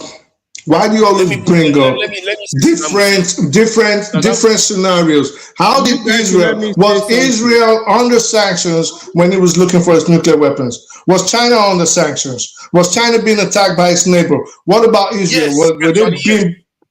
China was being attacked every day by its neighbors, and the scientists. Oh, really?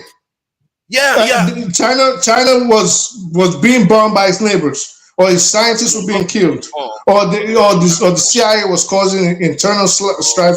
My point is, scenarios are different. That is my point. See, to say, if you just go full scale ahead. Oh boy, it keeps shutting. Actually, let me say something now. Let me say something let me finish what I'm saying. Go ahead, sorry. China, they were looking to nuke China. Like America was saying they were going to nuke China because China wants to go nuclear. China didn't stop. This is, if you knew this history, you will know that nations that want to go nuclear, they don't let anything stop them. Do you know that China had a massive embargo against them? That the Chinese had to do trade by barter. You don't. I'm not even sure you know about this history. Let me add something to this. Look at this crazy doctor. Let me add something to this, please. Okay, first of all, so we're going to be closing soon, actually, because you came in very. Mama, you got to close. It's okay. How is Nigeria though? How are your wives then? I hope they are all fine. I don't know why people just keep giving me wives left and right because I'm for polygamy. I will give you a wife from my village for sure. You are a true Nigerian. But Nigeria, oh my God, Nigeria is, oh my God. Okay, being in Nigeria is good, but you see a lot of things that need changing, and the people themselves. Everything we'll be talking here, I'm seeing it happen in the real world. In the real world, the Nigerian people themselves have issues. They need to sort themselves out a lot. And some of the things you see here, you can say that because I've been in the West, I come here, my mannerism and things are different. People just drop things anywhere they like. No beans, no nothing. So, you see all those things. You can see why the nation is the way it is. Literally, you can literally see it in almost everybody. Even the ones that like to think that they are law-abiding in Nigeria. They still do things that are keeping the country. Nobody is law-abiding in Nigeria, for father. Trust me. That's what I see. The problem is general. This is the truth. Nobody is law-abiding. Don't listen to anybody. It's just one of these. So let me tell you, Nigeria is a place where you even break the law. You don't even know you are breaking the law. I'll give you an example. Well, growing up in Nigeria, we used to give money bribe. Like, you go to do something, the person in the office wants you to bring 200 naira, for example. You give to them, but you don't even know it's bribe, really. But it's bribe. You're not going to look at it as bribe, but that's what it is. Exactly. But you want to go to abroad, in abroad, like you even tell somebody you go to an office, they get something done for you. You're like, oh, thank you. It's more like, why are you thanking me? It's my job. Exactly. You know? Exactly. Yeah. So I've not met one person like that. And you see people, they will take on jobs that they cannot do. They will take on jobs that they will just keep postponing and postponing because Yes, they are no. everybody. Oh, yeah. Nobody That has one. limits. It's like it's crazy. They can't tell you one thing and stick to it. Come They on. will always change. Just talk stories. Something They is frustrate wrong each with other. us.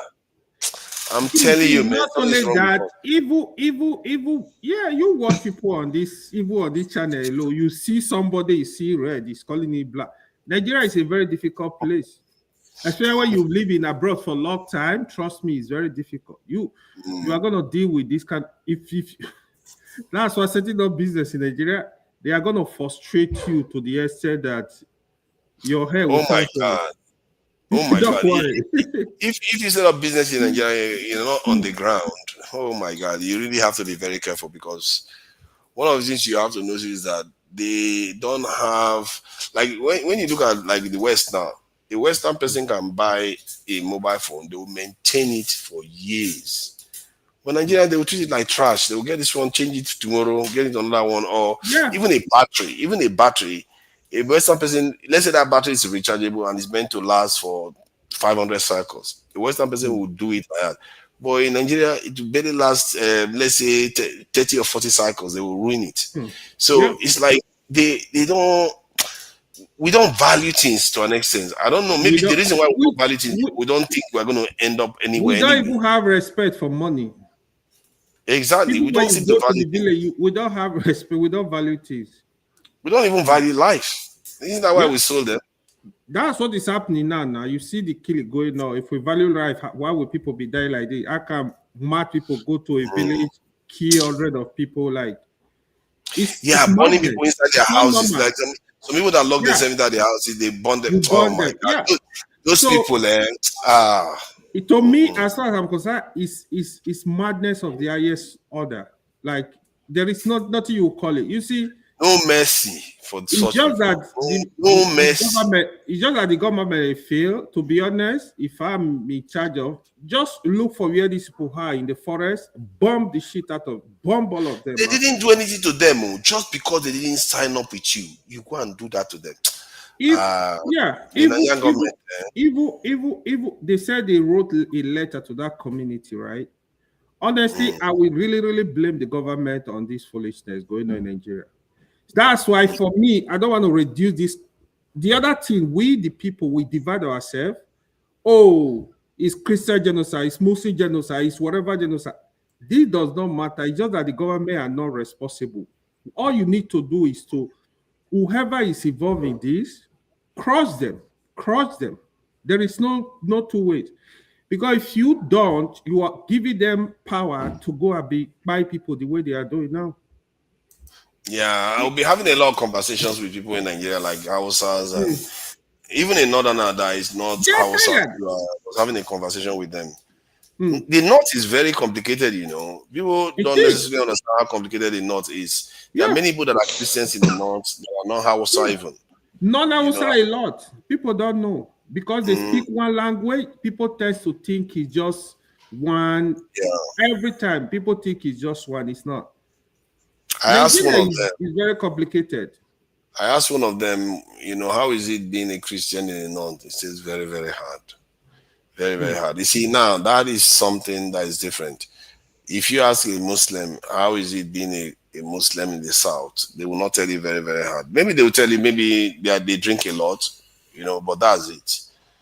They don't tell you very, very hard. So you see the difference there. This is the issue that sometimes I have with you sometimes, where I say there is a difference. The coloration and the nature of the atmosphere on both regions, there's a slight difference.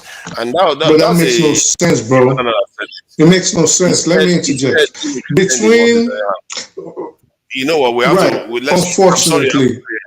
Unfortunately, that is sad, but let's take things in perspective when we make statements like this. First of all, you ask only one person.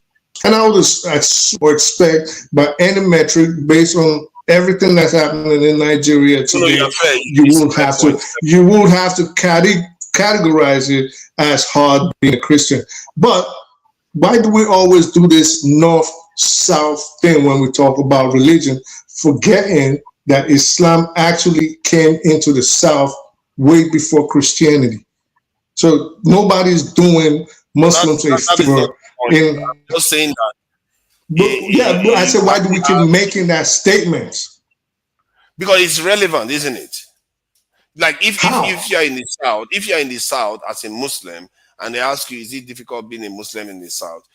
If you ask 10, my impression today is that 8 will tell you it's not. 2 may tell you it is. And it's okay, so that goes back again. I don't know which.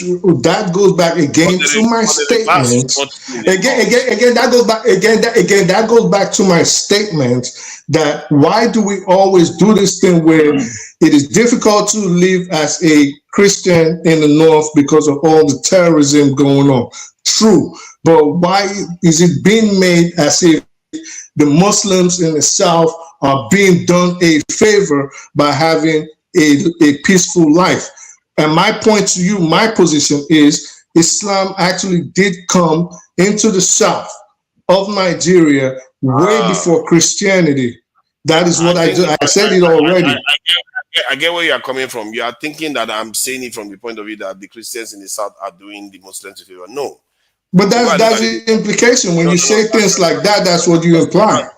That's not what I'm looking at it. The way I'm looking at it is that's how we are supposed to. That's the minimum we can do, given the state of our nation.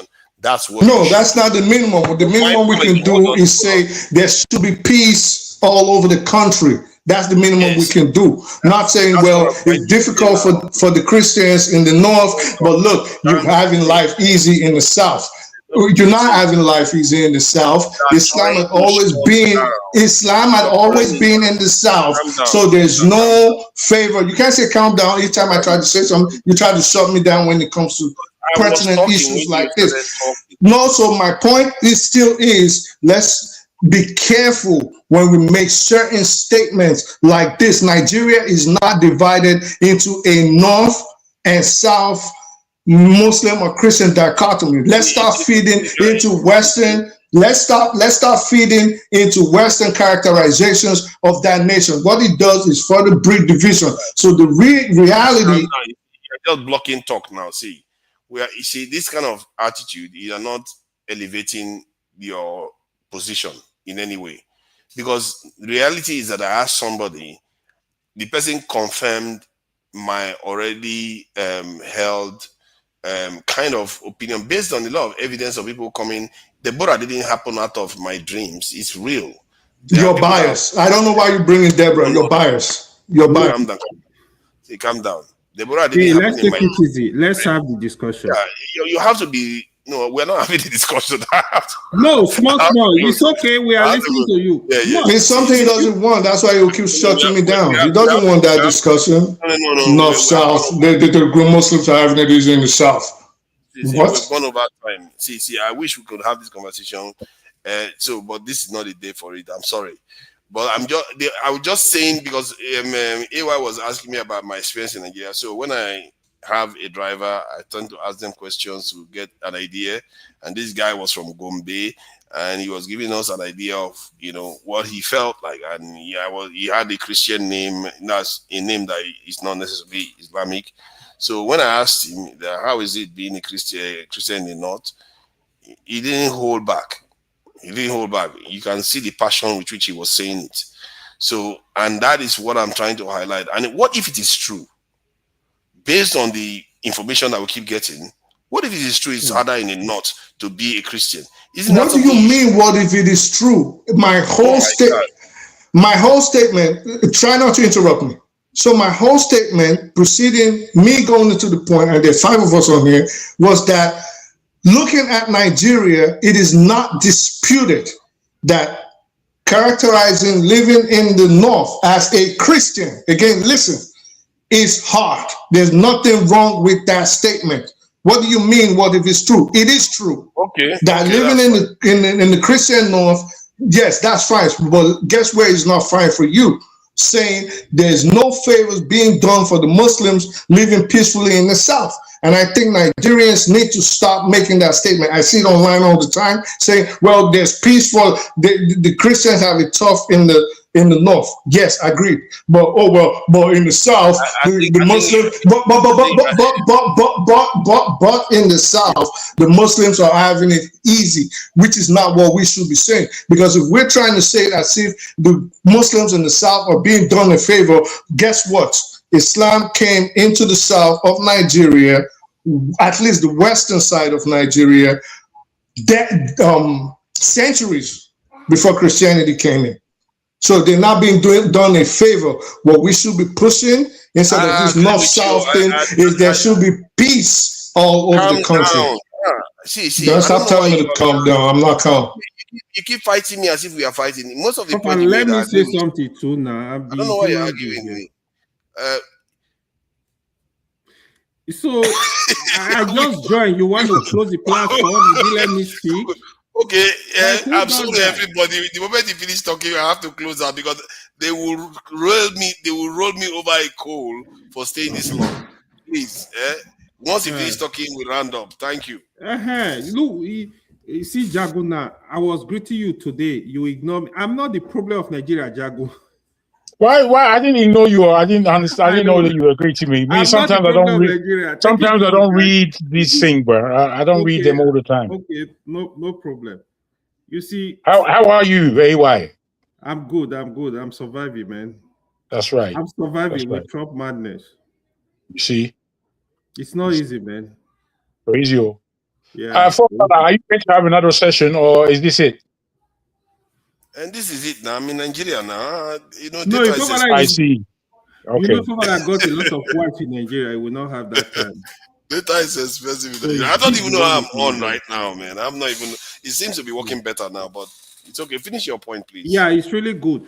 The issue you guys are discussing, you see, this religious thing is very frustrating, to be honest. You know, the way we've taken this issue, no humanity, is very frustrating. There are Muslims, the way you have Muslims that are fanatics, you have Christians that are fanatics. They don't even want to say Muslim. This is actually a fact, both in the south and the north. But however, I think it's also the failure of the government in general. We don't have laws that protect the citizen, because whatever people that don't even believe in God at all, they are not going to live in the society. Know what I mean? So we need to have laws that will protect Nigerians, irrespective. It doesn't matter what you believe in, you know, as long as you are not.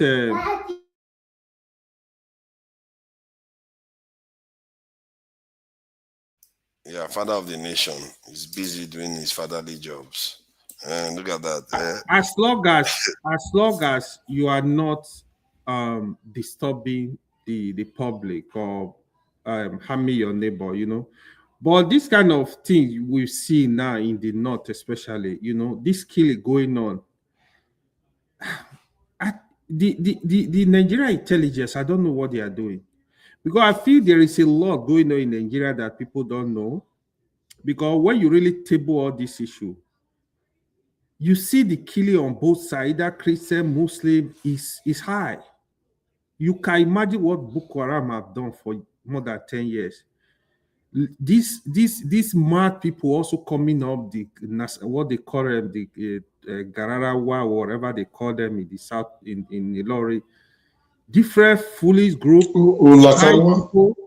Yeah, it's very frustrating, you know. Just go to people community, burn them down, go to Benue, burn. I don't know. For me, I'm a Muslim. Fulani herdsmen, Fulani jihadis, whatever they call the terrorists, they are not fighting for me. I don't know. They are not considered them Muslims.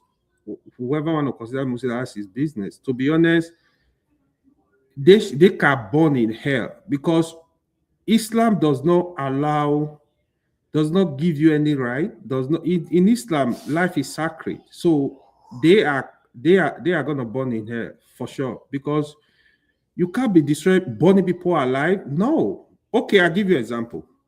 Islamically, even during war, you can't touch women, you can't touch children. You cannot. Even during war, but combatant war, you cannot touch children. You can't even destroy plants.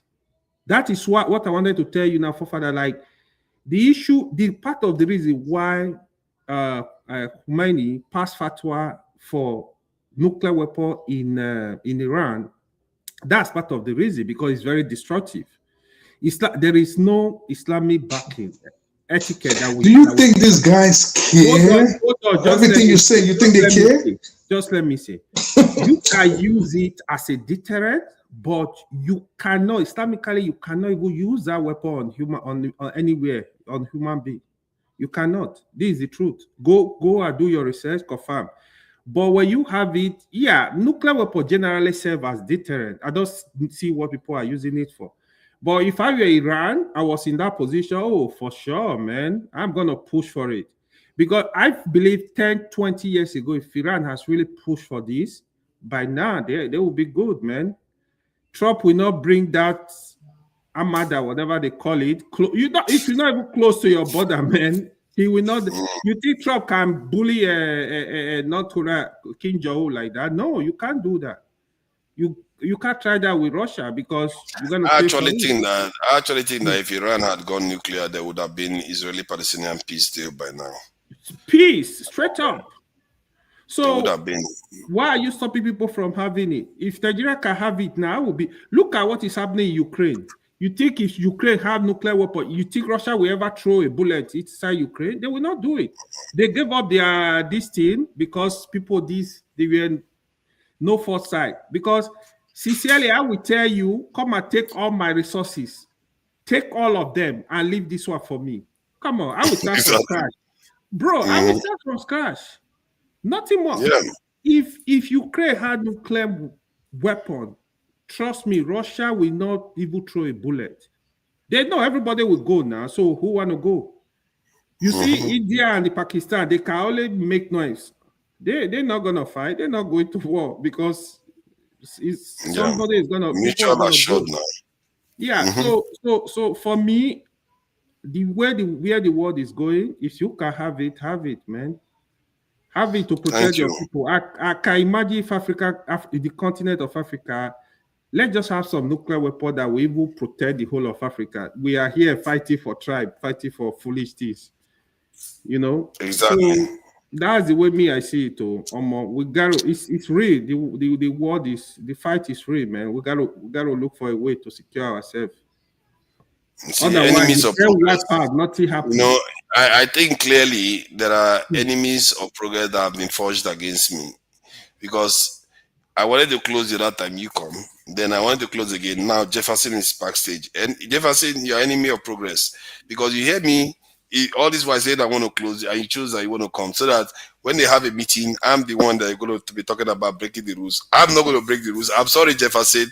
If you are going to say one thing, 1 minute, I will let you say your piece and you go, because I'm not going to get into trouble. And bring Jefferson, and then when you go to that meeting, you just bring Jefferson's name.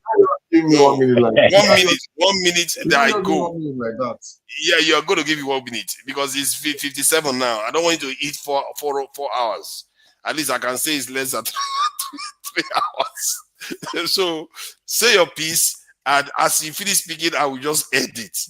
Please go ahead. So are we talking about what we discussed in the afternoon, or just you can wish Nigerians farewell, you know. Nigerians are suffering people, and I'm in Nigeria right now, you know, all the hardship. You can say whatever you want to say. You can talk about the troops in Nigeria, Epstein file, but give it 2 minutes. 2 minutes you've got. Less than 2 minutes now, by the way. No, 2 minutes. 2 minutes. First of all, forefathers, it's good that you're actually in Nigeria. Like this, our favorite. This one of our artists, Idris, the guy that sang everybody Jaga Jaga. He says, Idris Abdul Karim. Of every Nigerian. You know, the guy is the realist, because the guy knew it in the CR. You know, when this guy took in, he made it a song about the administration.